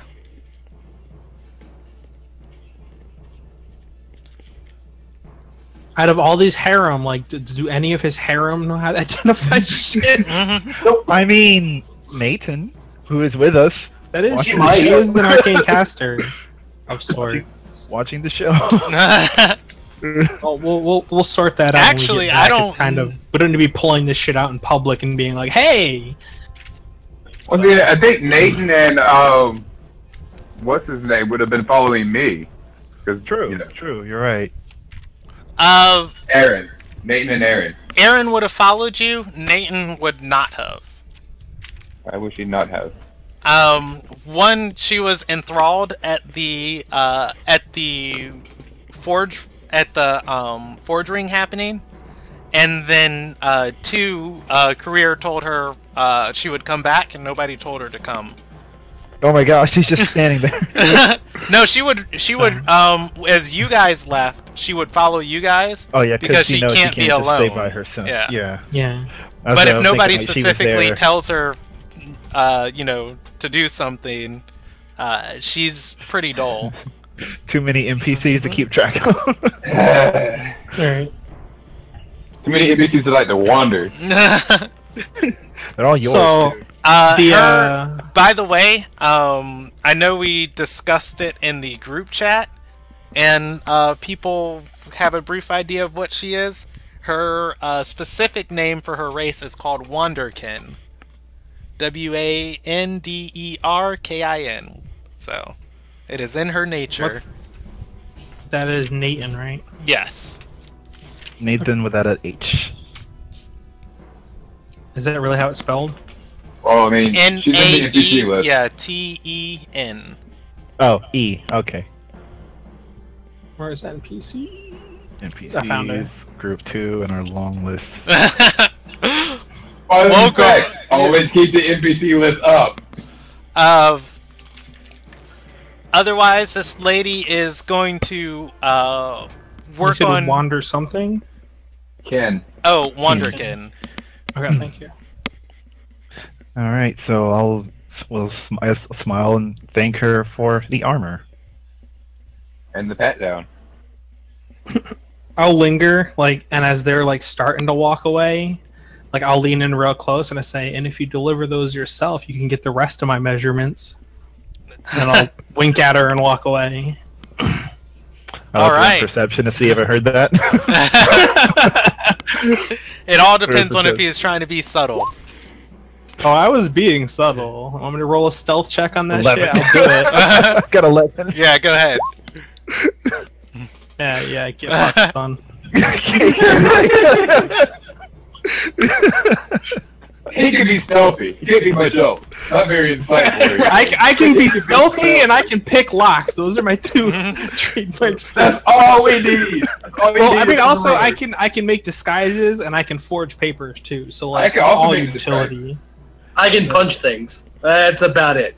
Do you guys want to do anything else? Otherwise, we're gonna jump back over to Jordan and career, or Brock and career. I think we're good. I think what would we be heading, or is that everyone shopping? I think we'd probably be heading back to the house, and let's imagine that's where we'd meet up with everybody, right? Probably just so. to clarify, so my rule is getting his armor, and I guess we're gonna give the armor he had to Brock. Yeah. And then just tell him we got it for him. Yeah, we'll tell him we bought it, and when he asks why does it smell like half elf, we'll be like, I don't know, man. I mean, Does it smell like burnt house? he didn't get burnt. I didn't get touched, dude. I left that house in full HP. Doesn't mean it doesn't smell like burnt house. I mean, it might have a slight smoke. We all smell kind of smoked. Anyway, I was literally roasted. Anyway, yeah, so that's what we had done. So Yeah. Okay. Put So our when I get my crimson one, I'll give him the other one. I'll assume. I won't assume, but I'll just to back up a bit. So that since I'm taking that leather armor she had in the case, and my rule is taking the gloves, I would prefer she have it like wrapped up or something. Yeah, Leave. obviously, I imagine that was.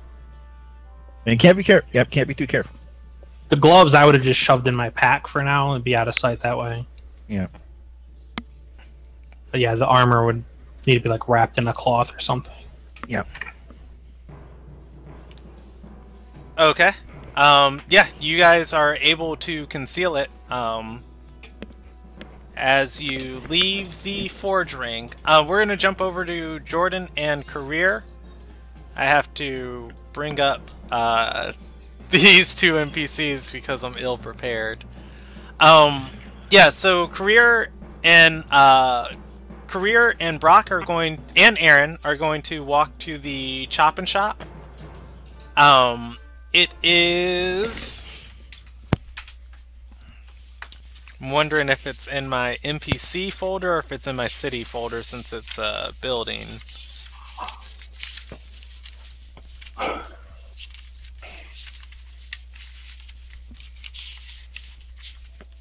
Hey, Chop and Shop. Anyways, yeah, you guys are going to walk up to the Chop and Shop. And this is a...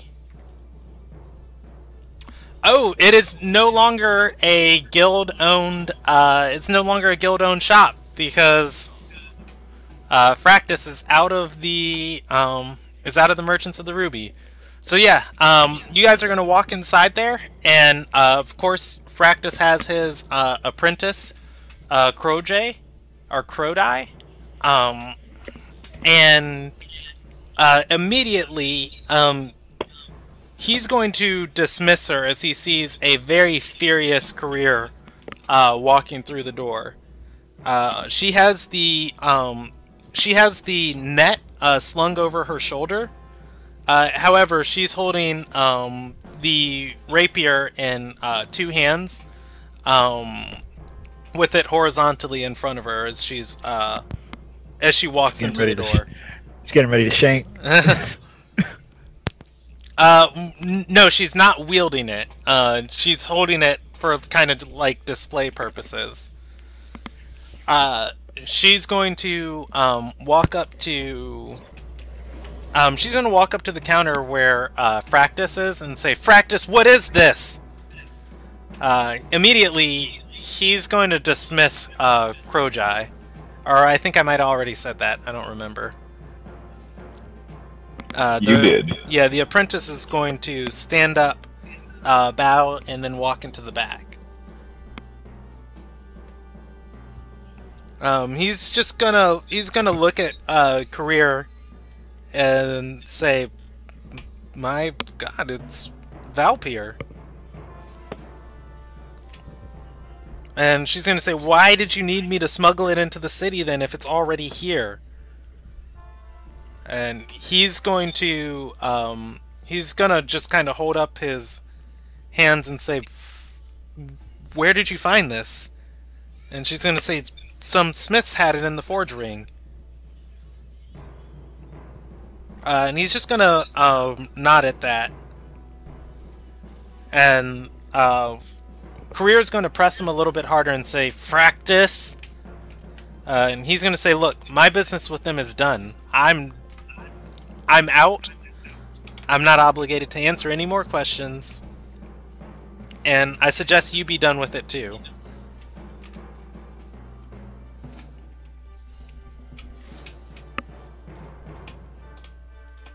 Is Brock going to say anything?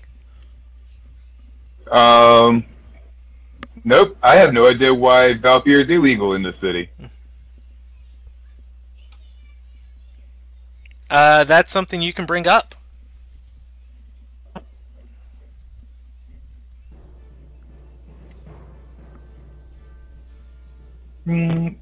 Does Brock say that?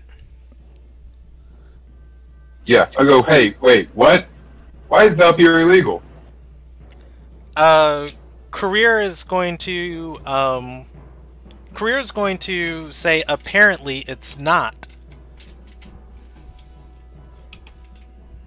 As she has the sword in her hand, and she's going to look at Fractus and say, "What else did I bring in?" Oh, now Brock's connecting the dots. Yeah. Fractus is going to say, "Look, I don't know. I needed you to do that so I could keep my head. You did, and I'm eternally thankful. Now I suggest you just be done with it also, and then we can all just live happily ever after." Damn it. You inciting him? From a 16? Yep. You're going to you're gonna look at Fractus, and you're just like, this is going to be very evident. Somebody doesn't get to where his position was, as you know, the entry level. As Career did tell you, he was the entry contact for anybody who wanted to communicate with the Ruby Shadow. And you're not buying that he's as innocent as he's claiming. Alright, I'm gonna get up in his grill and go, "Hey, the lady asked you a question. I think you answer it seriously," and intimidate him. I rolled a 27. Oof. Intimidation check. Fractus is gonna growl at you and say, "Do you know what I've been through the past few months? You know who I've had to deal with? You think I'm scared of little kids like you coming in here?" Damn. Well, as I see it, if you're so-called out of the woods now, you're free game. Oh, damn. And I'm the one with the sword right now. Fractus is going to look around and just like swallow and say, look, it doesn't have to get messy like that. He's gonna look over to Career, then back to you and say, look, what do you want to know? Honestly, I'm trying to get out, but... And he's gonna look at Career sympathetically and say, I've always had a soft spot for you, Career. I just don't want you to get tangled in what I was in. How about you answer us seriously?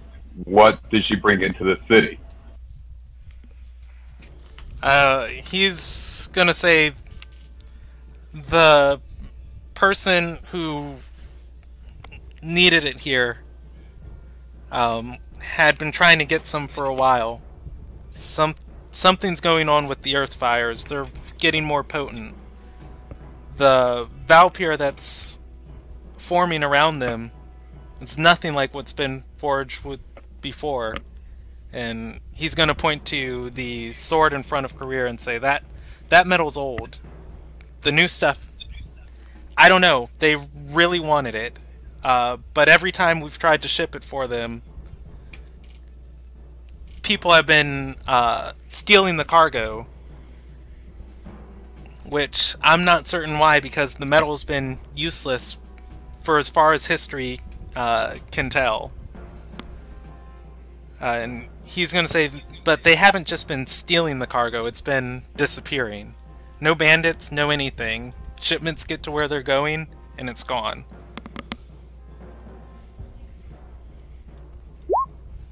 Making sure he's not lying. You feel like he's telling the truth. So, do you have any idea what the properties of the new Valpyr is? He's gonna shake his head and say, I'm not a smith. I'm just a merchant. I get the goods. I move them. I sell them. Yeah, you also have to value them. How do you not know what your goods do? How can you price it?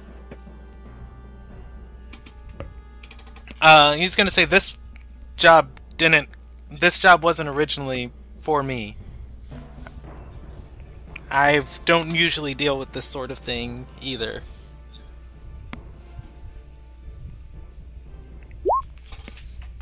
I'm just going to be steadily at 14. Consistency.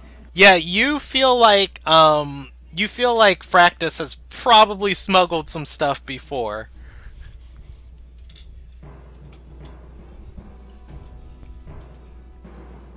I don't know any good way to get any information out of him at this point.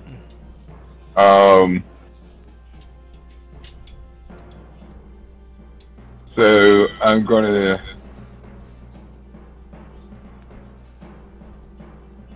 Shit. You're on the precipice, Jordan.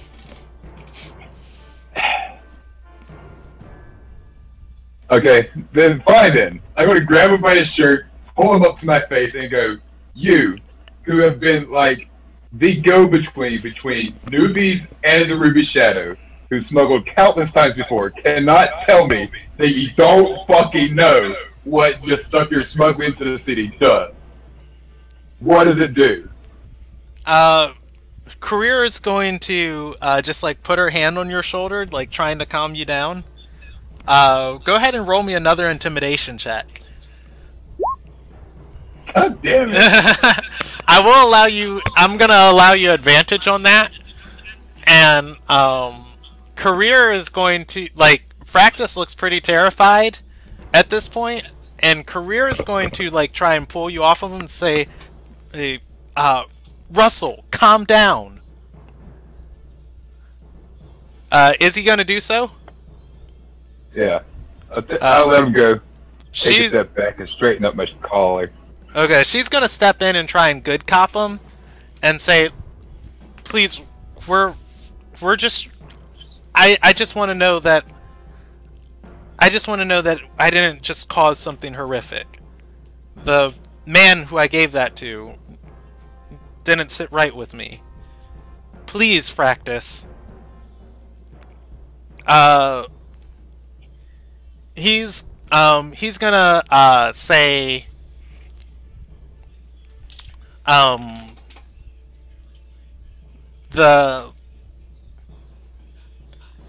the metal, it's been studied by some interested parties.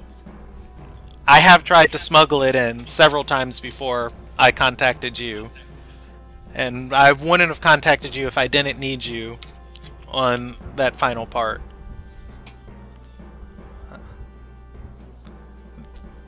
And he's gonna say they believe it can affect people beyond just its touch on them.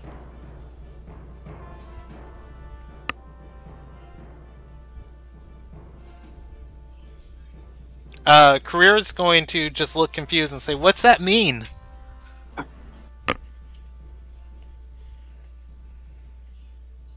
I'm gonna run insight, not on whether he's lying or not, but more on if I understand the meaning of the word affected by its touch on them. Nope. Yeah, it's really confusing. He's going to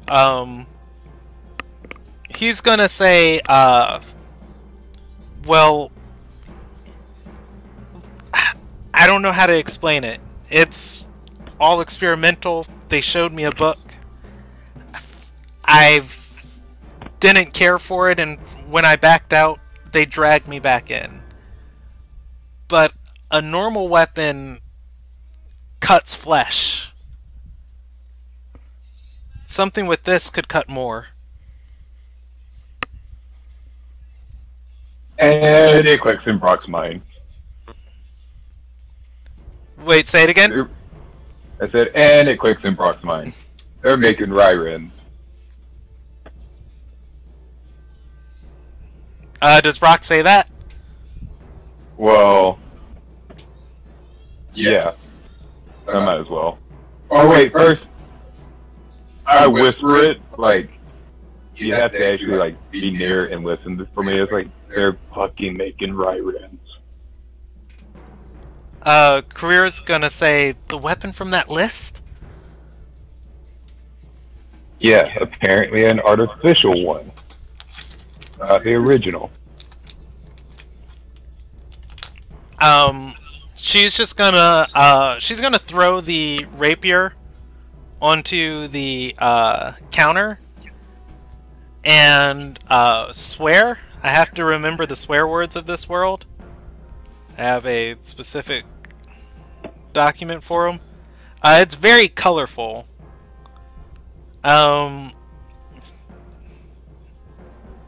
Yeah, she's gonna say Orien, and just kind of facepalm for a moment and start walking out.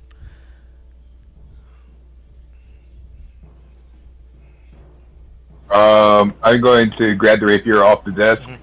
Brock's like, I paid good money for that. That's exactly what I was going to do to him. I was like, you don't get this for free. And follow her out the door. Fractus is gonna call out to you and say, you'd leave them alone if you know what's good for you. One and done! One and done! But yeah, that is that RP. You guys head back to the mansion, or? Well, how's Aaron doing? Aaron's been through worse. As you know, his last master was kind of sadistic, and all Brock makes him do is sword underwear and listen to conversations. This is pleasant for him. Alright. After we get a ways away from the chop and shop, Rob, can you mute me? Yeah. Sorry, there was a bad echo. Anyway, as we get away from the chop and shop, I turn to Korea and go, "Are you going to be okay?" She's gonna say, "I'm gonna have to be." Alright. We will get to the bottom of this. I promise. And I'm also pretty sure I'm halfway there anyways. As soon as I check back with Effie again. Alright. So... oh, go ahead.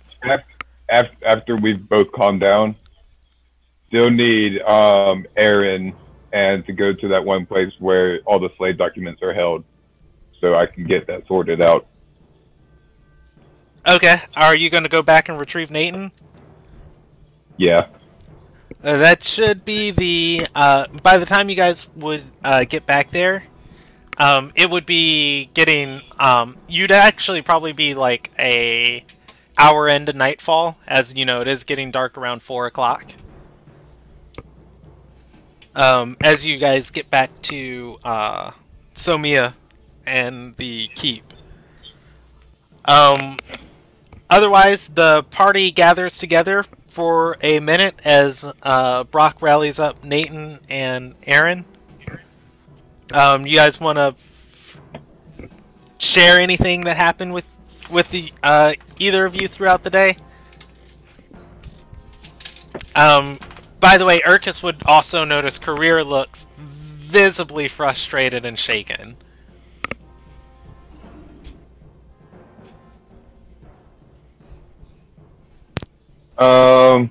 So, yeah, gang, Fred, Stephanie, Thelma, Shaggy, Scooby. Oh yeah, too, I forgot about that. Moment earlier, jumping back to the party, returning to the manor, my rule is given a small piece of cloth. Looks a lot like those, like a flag from flag football that you just kind of tuck in your pocket. And it is in the colors of the surreals, but it does not have their sigil on it. Okay. I'll thank him and it goes in your pocket, you said? No, it's just like a small flag. It is your ascot. God, alright, I'll wear it. This is Brock's family, I can't be too offensive. Dressed in all black, crimson ascot. Yeah, well, if anyone notice the things that I bought today, right? Yeah. Red. Crimson armor and silvered weapons. Alright, those are your fucking colors. Be happy. You literally bought silver daggers just for the fashion? I thought you were buying it because of like the potential undead and the fact that so we fought, yeah, right. I was like, we fought a ghost demon. I thought we were just. No, I literally bought it because like those are the colors, and I figured if I'm carrying silver daggers with like leather armor with crimson on it, that I'll be like not looked upon quite as horribly. Like I tried. I met you guys halfway, right? You got to give me that. Like that's basically what he's going for. All right. Otherwise, yeah, you guys meet up. All right. We haven't gotten Roman his stuff yet. Roman doesn't get stuff. Well, we didn't get him any knuckles, like new knuckles that he wanted. Well, I know where those guys work. Alright. So, anyways, as we get back, I'm like, well, gang, glad you're all here. My rule, you probably don't know anything about this, but I was studying the Earthfire weapons. Ancient artifacts that... Hold on, Brock. Should we talk about this out here in the open? We're inside the manor, aren't we? Aren't we? You are inside the keep. This is the Nakart keep. Yeah, so we're totally in the clear. Yeah, you're in the vestibule. Alright, just making sure. So, like, yeah, since you probably don't know, I've been researching the Earthfire weapons, magical artifacts that have immense power, and why these people who, one, kidnapped Alcindorus, and two, like a lot of other bad things, want them so badly. Well, one of them is a weapon called Ryrin, which literally rips the soul out of a human's body. And from what me and Career just found out, they're manufacturing those. Well, that can't be good.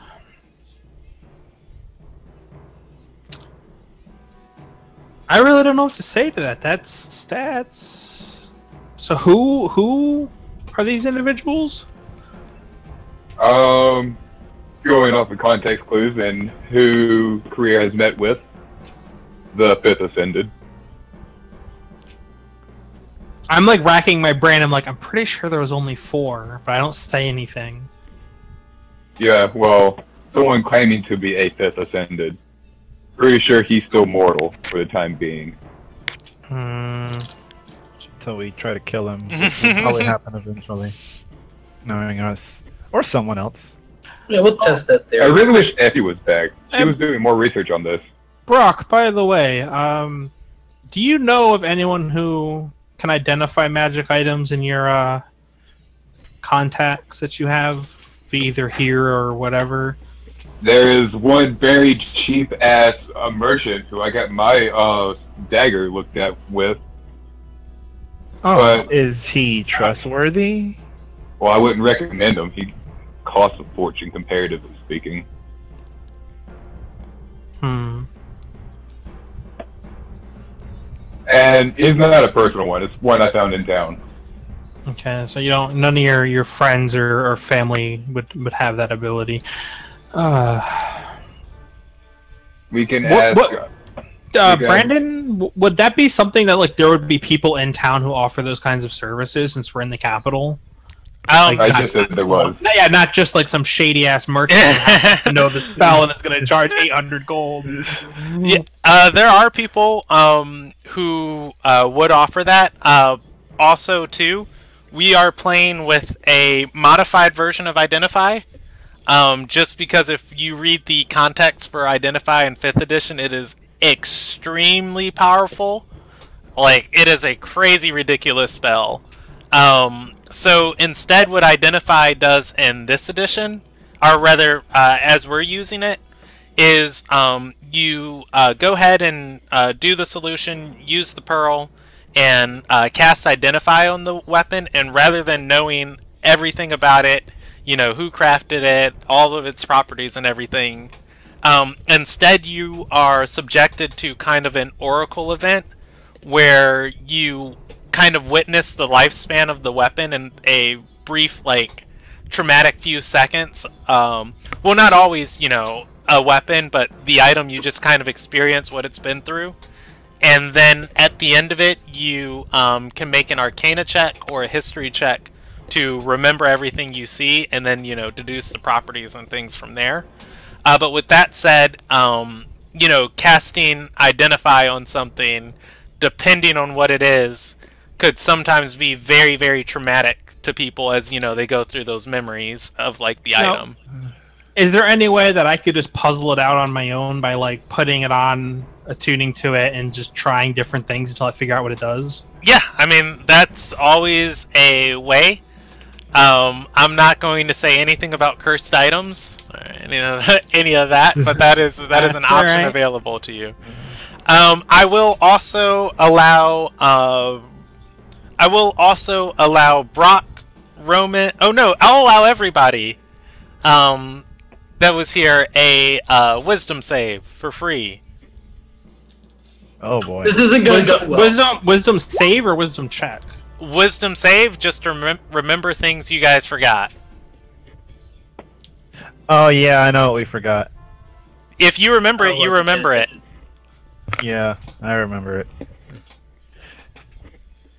Oh, you going to tell everybody else, Arcus? We didn't get your slaves legalized. Oh no, not that. But that is something that did happen. Okay, then Well, let me. I tried. What We got nightfall by the time I got around to it. What time of day is it? It is around 5 p.m. I don't remember anything We're so bad. Nobody does. except for that. What time do the shops close in the forge? Oh yeah, because you got to get your knife. He said they'd be done by the end of by the time of closing. I don't know when they close though. Yeah, the city really doesn't shut down until 10 o'clock, and then even then, it's capital city. You could, and it's like an hour walk or whatever to get there. Yeah. I will be leaving to get them when that time comes. It's hard to keep track of game time sometimes. Yeah.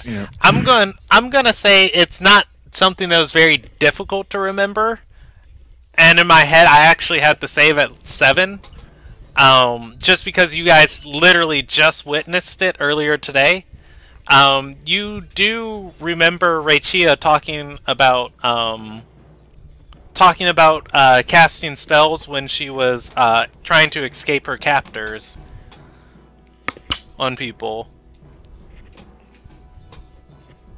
Well, Your sister is a magic user.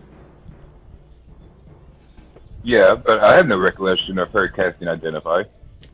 Can't you ask her? She's your sister. I mean, I'll go ask her if we're gonna him-haw. I think it's fine with anyone but me asking her. I don't think she liked me for some reason. Can't put my finger on why, but you know. You were not. No, never mind. I didn't do shit. All right, all I did was get caught putting a green feather on somebody. All right. Caught. I just kinda That wasn't my fault. The coin came up tails. I had no choice. Career's gonna say it wasn't. That wasn't his sister that disliked you. That was. Yeah. Yeah, that was his sister's wife. Yeah. Which admittedly, if you had to pick one to be mad at you, you picked the wrong one. I can't remember all the NPCs. You only have Rachia on here. Oh wait. Anadelia is on your guys' NPC list. She's not in the harem because she's married. Where is she? No. To Brock's sister. I think anyway, I think it would be worth at least asking her. I mean, that's an amazing thing to have if we have it at our resource. Also, being married don't mean nothing. So, it's like dinner time, right? Would they be sitting down to eat at the keep right about now? Probably so. You guys are literally standing like in the entrance hall. Well, let's go find your sister and ask her. I mean, what's the worst? She doesn't. Yeah, well, I mean, she has a traumatic experience. Well, I'm sure she's over it by now. She didn't seem too traumatized when we talked to her. Oh no, I mean, right? She made friends with her captors. I mean, does she use Identify on our weapons? So, or our purchases? Yeah. So you guys go looking for Rachia in the manor or in the keep? Yeah. I would check the dining hall first, assuming that's where most people would be. Okay. Yeah, you do go to the dining hall. It is empty tonight. However, the kitchen is full of servants. Particularly, yes, they are new faces to my rule. They're new faces. They're new faces to everybody.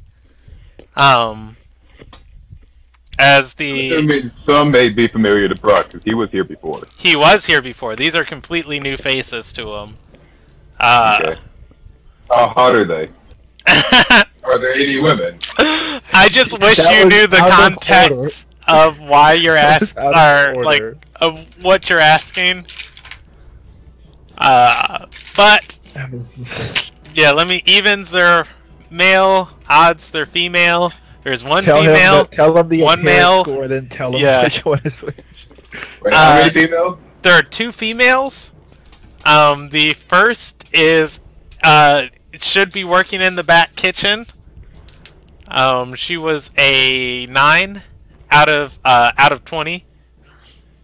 The male is actually a 14 out of 20. Well, I'm not going to hit on guys. And the last one was a 5. Damn! Hey, we get some ugly ass names. They ugly. It's almost like they knew what you would do and hired accordingly. It's like the DM, instead of rolling a d20, decided to roll 2 d5s or something. And I rolled 3 d6 and took whatever result came up. for each one. That's how the NPCs get it, man. They get the short end of the stick sometimes. Sometimes they get 18.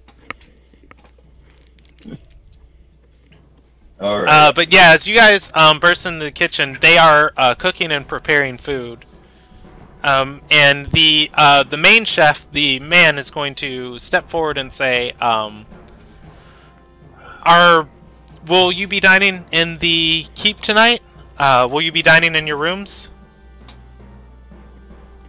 Do you have a dining room? I will be dining in my room. If you would be so kind, sir.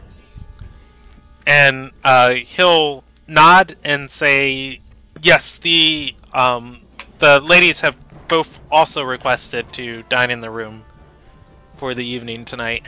Otherwise, we would have had the main dining hall prepared for you. And he's going to look to the two new servants and grimace and say, but at least we're back staffed again, so that is nice. But we'll have meals brought up to you. Thank you, sir. Do we see the steward like anywhere, like in the main hall or on the way? Where's Stuart, dog? Well, we were just told that Regia's in her room. Yeah, I know, but I need to talk to him for another reason. He is, he's not around, not because he's not around, but more so because this is a very large abandoned keep. Like, this was the headquarters of the Nakarts before they packed up and moved to Somar Villa. So it's not like you can just walk up and yell and, like, they'll hear you. Like, this place is like a small citadel. Mm-hmm. But, I mean, you can search for him, too, in here. It's not that important. Alright, you guys head to your room, or do you go see Raichia and I mean, maybe we can Anadelia? go talk to her and find out if that's even an option. If she's up to it, because considering she was in bed last time we saw her. Well, she was laughing and having a jolly good time. Well, everybody's decided what they're going to do. I kind of want to pull Career to the side, back to our bedroom while we eat, because I want to talk to her about something. Okay. Alright, so we'll handle the rest of the party, then we'll come back for that conversation. Majority of the party heads upstairs to to Raichia's room. Mm-hmm. Okay. So I guess it would also be Anadelia's room. You'd be surprised. But anyways, yeah, you guys walk up to the room and knock. Of course, they're the two guards waiting outside the door. As they did try and stop you before when you were coming, but Anadelia gave you permission to enter. As you knock, the guards say, it's your brother-in-law's companions. There's no answer, but the door does open. Once again, inside this room, there is a knight posted at every window, and another two guards standing duty at the door. Inside of the large room, there's been a extravagant dining table set up, and exorbitant amounts of food prepared on it. The only two people sitting at the table, though, across from each other, are Anadelia and Raichia. The room is lit by torchlight and candlelight at this point, and they're gonna look up from their meal.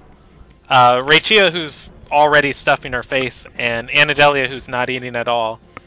And she's gonna say, those colors look nice on you guys. Thank you, ma'am. Thank you. And she's gonna gesture to the table and say, you care to join us, or was there something we could help you with? Just a curiosity. You mentioned casting spells when you were talking to earlier. You wouldn't happen to have the ability to identify magical properties on stuff, would you? Rachia is going to say. Chew and swallow, and then talk. Don't worry, I see the stuffed face. I can read her lips. We can wait a moment. Yeah, Can confirm is my sister. Yeah, Roman's going to be able to put together the words. Oh yeah, I did once before, but I wasn't really sure how it worked. And she's gonna swallow the food and then wipe her mouth and then say, "I'm sorry. Yes, I can. It was kind of scary. It happened with a bowl back at my father's house." If you're feeling up to it, would you be willing to look at a couple of things that we have, or would you rather rest? She's gonna look to Anadelia and say, she's gonna look to Anadelia and kind of have that, longing look and say, well, I really haven't did much of anything except rest today. I wouldn't mind if that's okay with you. And Anadelia's gonna nod, and Raichia's gonna say, alright, let me see them. I'll pull the gloves out and hand them to her. Raichia closes her eyes and starts squinting, and Anadelia is just gonna kind of pinch her eyebrows and say, "Darling, you need a pearl and some alcohol." And Alcohol makes the world go round. Someone get this lady a necklace. yeah, Raichia's gonna just kind of blink for a moment and say, "Oh yeah, I was holding a pearl when it happened." Wait, why were you holding alcohol though? Yeah, she's gonna say that's a story for another time. But instead, or rather, Anadelia's going to send off one of the guards by the door, and a few moments later, they're going to return, holding a very large, like palm-sized pearl, and hand it to Raichia. She is going to cast Identify using it. You guys are gonna see her squinting for a moment, and then her eyes are going to open as she starts to shake a little bit. And then very suddenly she's gonna gasp and then clutch at her chest with her other hand, and then she's gonna drop. She's gonna drop both the pearl and the gloves, and then start breathing heavily. You alright? You alright? Yeah, she's going to say, the last person who had these died. He was murdered on the side of the road. Well, that's terrible. And she's gonna nod and say, I hope nobody has to meet a cold fate like that. And then she's also gonna say, but he was a Terai. So lonely. But the gloves themselves, he used them for climbing things. Climbing and swimming, they seem to be magical in nature. So one might say that they're gloves of climbing and swimming. They are. And she's gonna say, but he also used them to climb into a lot of places he robbed. So I'm wondering if fate never dealt... do such a thing. Yeah, she's gonna say, I'm wondering if fate dealt him the hand he deserved. Alright, so I can change the name on that to gloves. Alright. And I'll look them up later to see exactly what they do. And I'll ask her, would she be willing to look at another item if she feels up to it? She nods, and Anadelia is gonna cut in and say, "Don't push yourself. Come, you just got back today." And Rachie is gonna say, Rachie is gonna cut both of you off and say, "No, I can do it. I can do it. I'm fine." And she's gonna gesture for the item and pick the pearl up off the floor. Gonna see the same guy's death twice in one day. I was about to say, should we warn her? Alright, so I'll advise her that I believe this might have belonged to the same person that owned the gloves. Just to warn you. Doesn't sound suspicious. We have these 2 items on the guy that was murdered.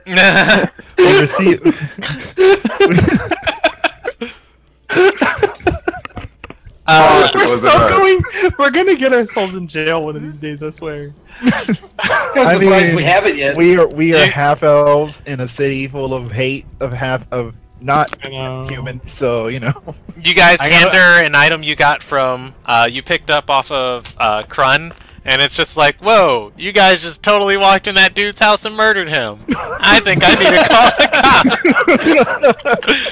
Hey, he lived. Yeah, that would be the arguable part. You can't confirm he's legally dead. You can't charge me with murder. He is not dead. But the And body's he burned right his there. own house down. It's assault at the least. But yeah, Rachio's going to pick up the pearl, take another swig of wine, and then cast Identify again. And she's going to go through the same motions, except this time she's not going to be as shocked, and she doesn't clutch her chest or drop the studded armor. And then she's gonna exhale and then set them both onto the table and say, "You're right. It belonged to the same man. The armor, though, can change its appearance at the mention of a word." Were you able to find out what that word was? Yes, she. Ooh, excuse me. She gives you the command word, which I'm just gonna roll randomly, unless you want to make one yourself. Shazam. It is not going to be Shazam. Give it to me. Alright, let's see. What does the RNG give me? It's. How do you get the word it's? How many times would it change on you while you're talking about stuff? Make it like a super long, really complicated word. So it's like you just can't say it right and it never works. Oh, I guess I got shiny leather armor then. Accidentally in the middle of a fight. I definitely think you got the better end of the deal, man. I could have so used that. That's like I don't even need my disguise kit anymore.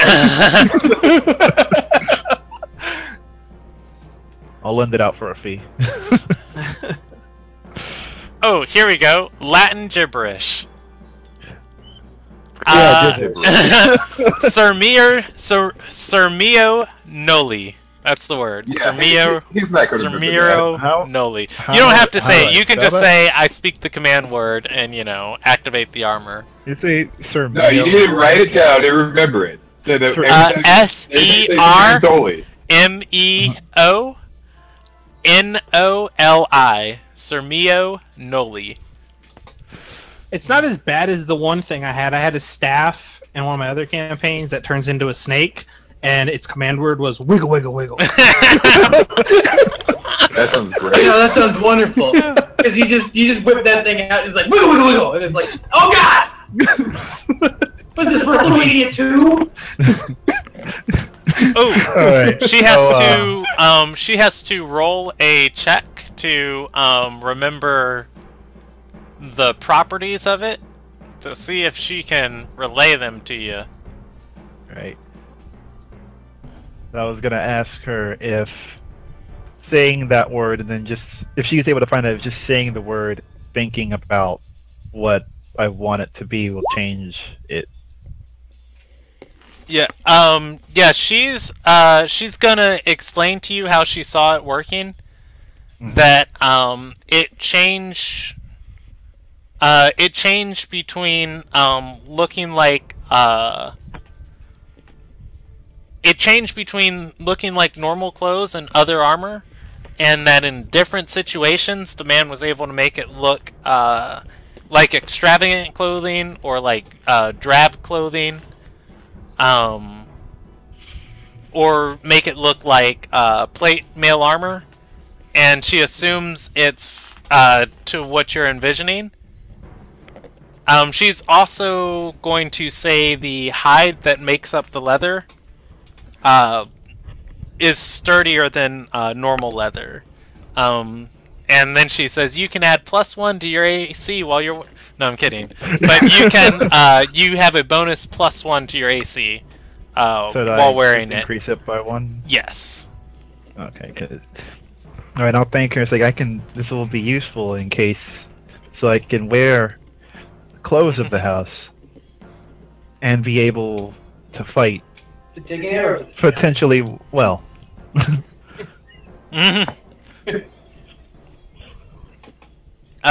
Yeah, she's gonna say, where'd you guys stumble onto this stuff? A very handsy merchant. That's not a lie. essentially what it was. There was a lot of touching going on. We were essentially groped, and Professionally. professionally, and we're given an offer. They couldn't refuse. Yeah. Finally... It seemed good. Finally, Anadelia is gonna start eating, and she's gonna, after biting a few pieces of food, she's going to say, it's not often Darkkin hide makes its way to this side of the world. It's pretty rare.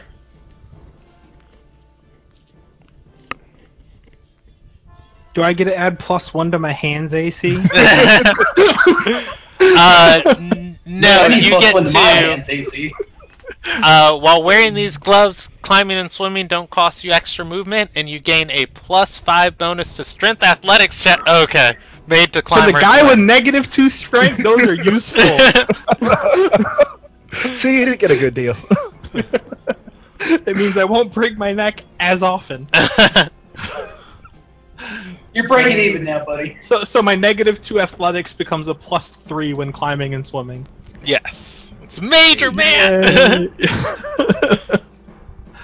I was hoping they'd be gloves of thievery, but then when you're like webbing, I was like, ah, fuck me. Yeah, I rolled the table of all the magical items available to you guys tonight at the start of the session, so yeah.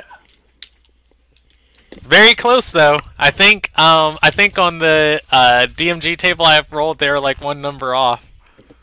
Mm-hmm. Is there an official name for the armor I have? Oh, Glamored studded leather armor. yes, it's in the DMG under Glamored Studded Leather Armor. It is on page 172. If you're using the PDF, I don't remember the PDF page because they stripped out like 200. Yeah, I noticed like a lot has come from the PDF, but I found it on Roll20. Okay. So do you guys just sit in silence at Anadelia's comment? Oh no. Let her comment. What did she say again? She said Dark the Darkkin hide doesn't normally make its way to this side of the world. It's pretty rare. Yeah. Okay. I guess it is. We definitely didn't buy it from a shady merchant who looted it off the corpse of a dead dude. Well, I guess it's fortunate that it came into our possession and not someone who would abuse its use. True. Can I roll an insight on that? Oh. You can if you want. No, it's okay. I know he's full of shit. No. It's gonna be against my deception, but yeah, go for it.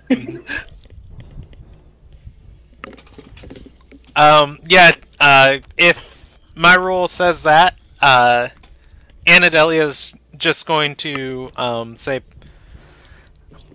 I'm sure of it. I just don't see how the Customs Council let something like that slide into the city. Doop, doop, doop, doop. Me either. It'll forever remain a mystery. And with that, I'm gonna turn and leave before shit gets worse. I'll smile and nod and say thank you for indulging us in this request. Sorry to bother you. Richia's gonna just like wave and say, "Come back anytime, like anytime." Is that invitation for dinner still open? Just plops down at the table, grabs the chicken leg. I was like, I ain't gonna go anywhere. I'm gonna eat food here. And then you and Richie speak to each other in mouthful. And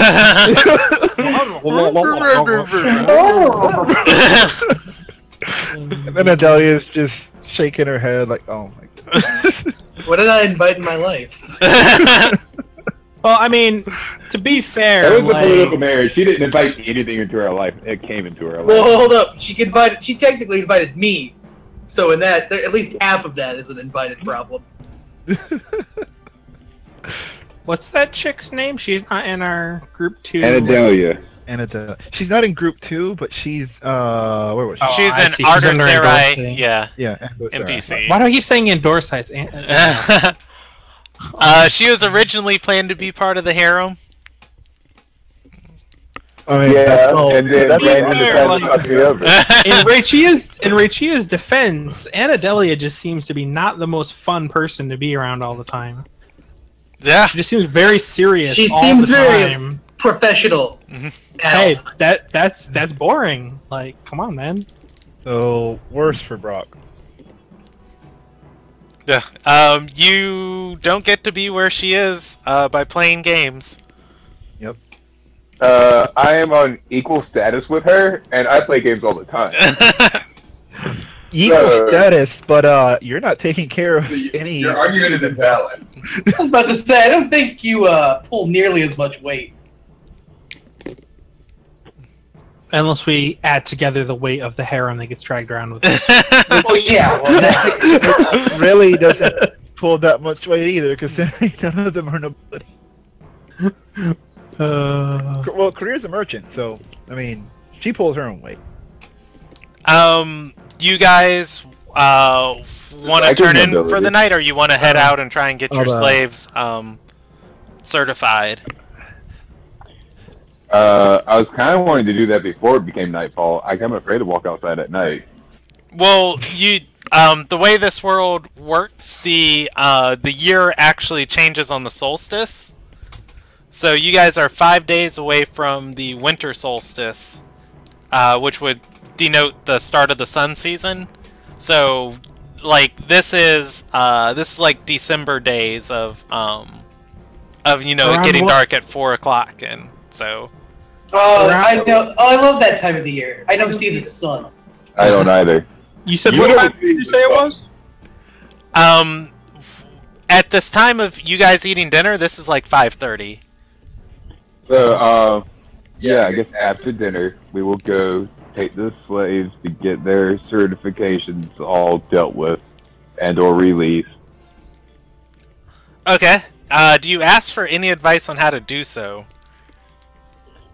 Didn't last campaign we discovered when I realized, oh, I've been duped. Yeah. You have Aaron's papers. He was officially transferred. You was sold to you for 100 gold. Nathan, As go a ahead. former slave, would I know, like, is it just a matter of having papers of sale and then having them notarized? Well, as a former slave, what my rule would know is if you die, or rather, if your master dies, like while you're a slave, whatever amount of money you had already paid off for your bonds is reset, and you are sent to work in the ruby mines along the river.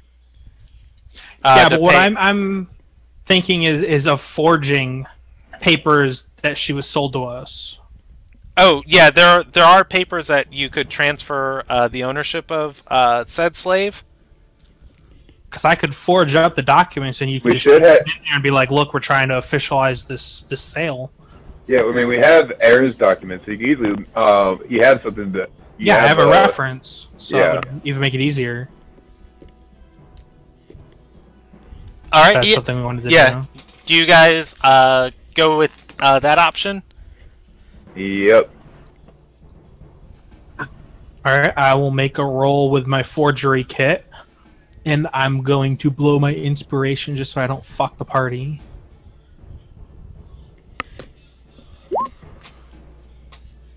Yeah, it's alright. 11. It's passable. Otherwise, yeah, you guys take the documents, and I'm assuming you put the new price on there of 6,200 gold, or I think 6,198 gold right now, because she gets paid 2 gold a day. Yeah, whatever it is they agreed upon, I'll put it on there. I mean, I'm kind of thinking it as a formality. I really hope we aren't going to treat her like a slave, like... I don't treat my slaves as slaves. Yeah, like, so it's like, that's the only reason... Servants that work for the house. Yeah, but, like, he doesn't mistreat them, which is the only reason I'm okay with this right now. Yeah. At least that I've seen yet. So, yeah, you guys are... you guys can head to the Palace District to get that taken care of. The person who inspects the documents... seems to be coming down with some sort of sickness, and doesn't pay them much attention before filing them away and waving you guys off. Cool, and as we're out of earshot CC, nothing to worry about. Cool. All taken care of. Yeah, so now Nathan is officially safe. Yep.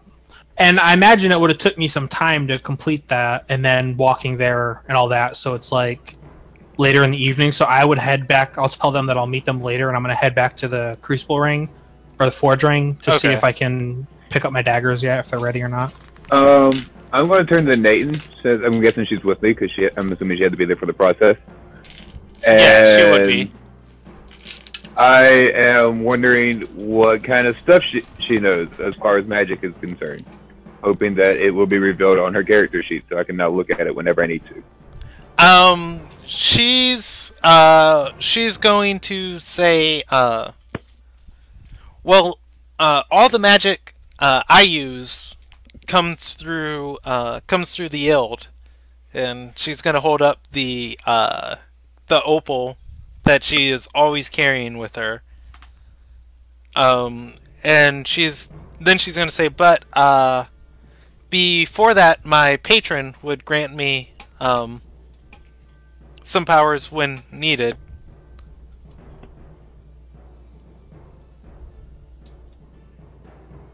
Your patron can give you powers? She nods and says, yeah, but I don't really remember them. It was before I died. Wait, you've died once before? She nods and says, yep, that's when I lost my memory. So how much do you remember or how far back do you remember?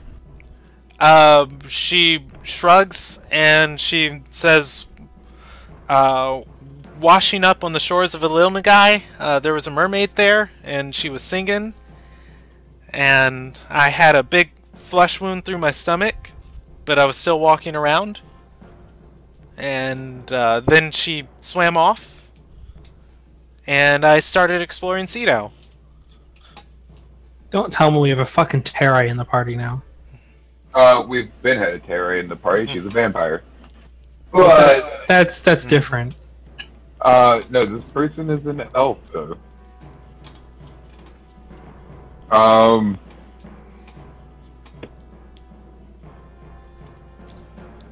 How did you end up a slave? Like, what happened there? She's gonna say, I told you guys that I broke into one of the vaults Oh, of the yeah, Merchants of the yeah, Ruby. That's right. And you took some stuff. Or you took some stuff back. She's gonna say, I may have lied a little bit, so you guys didn't continue attacking me back there. I took what was mine, and I also took a little bit more. I'd have done the same.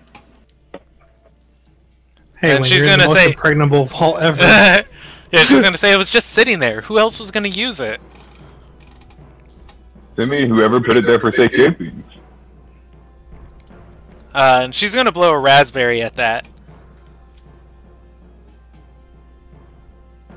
Well, anyways, so can you enchant items?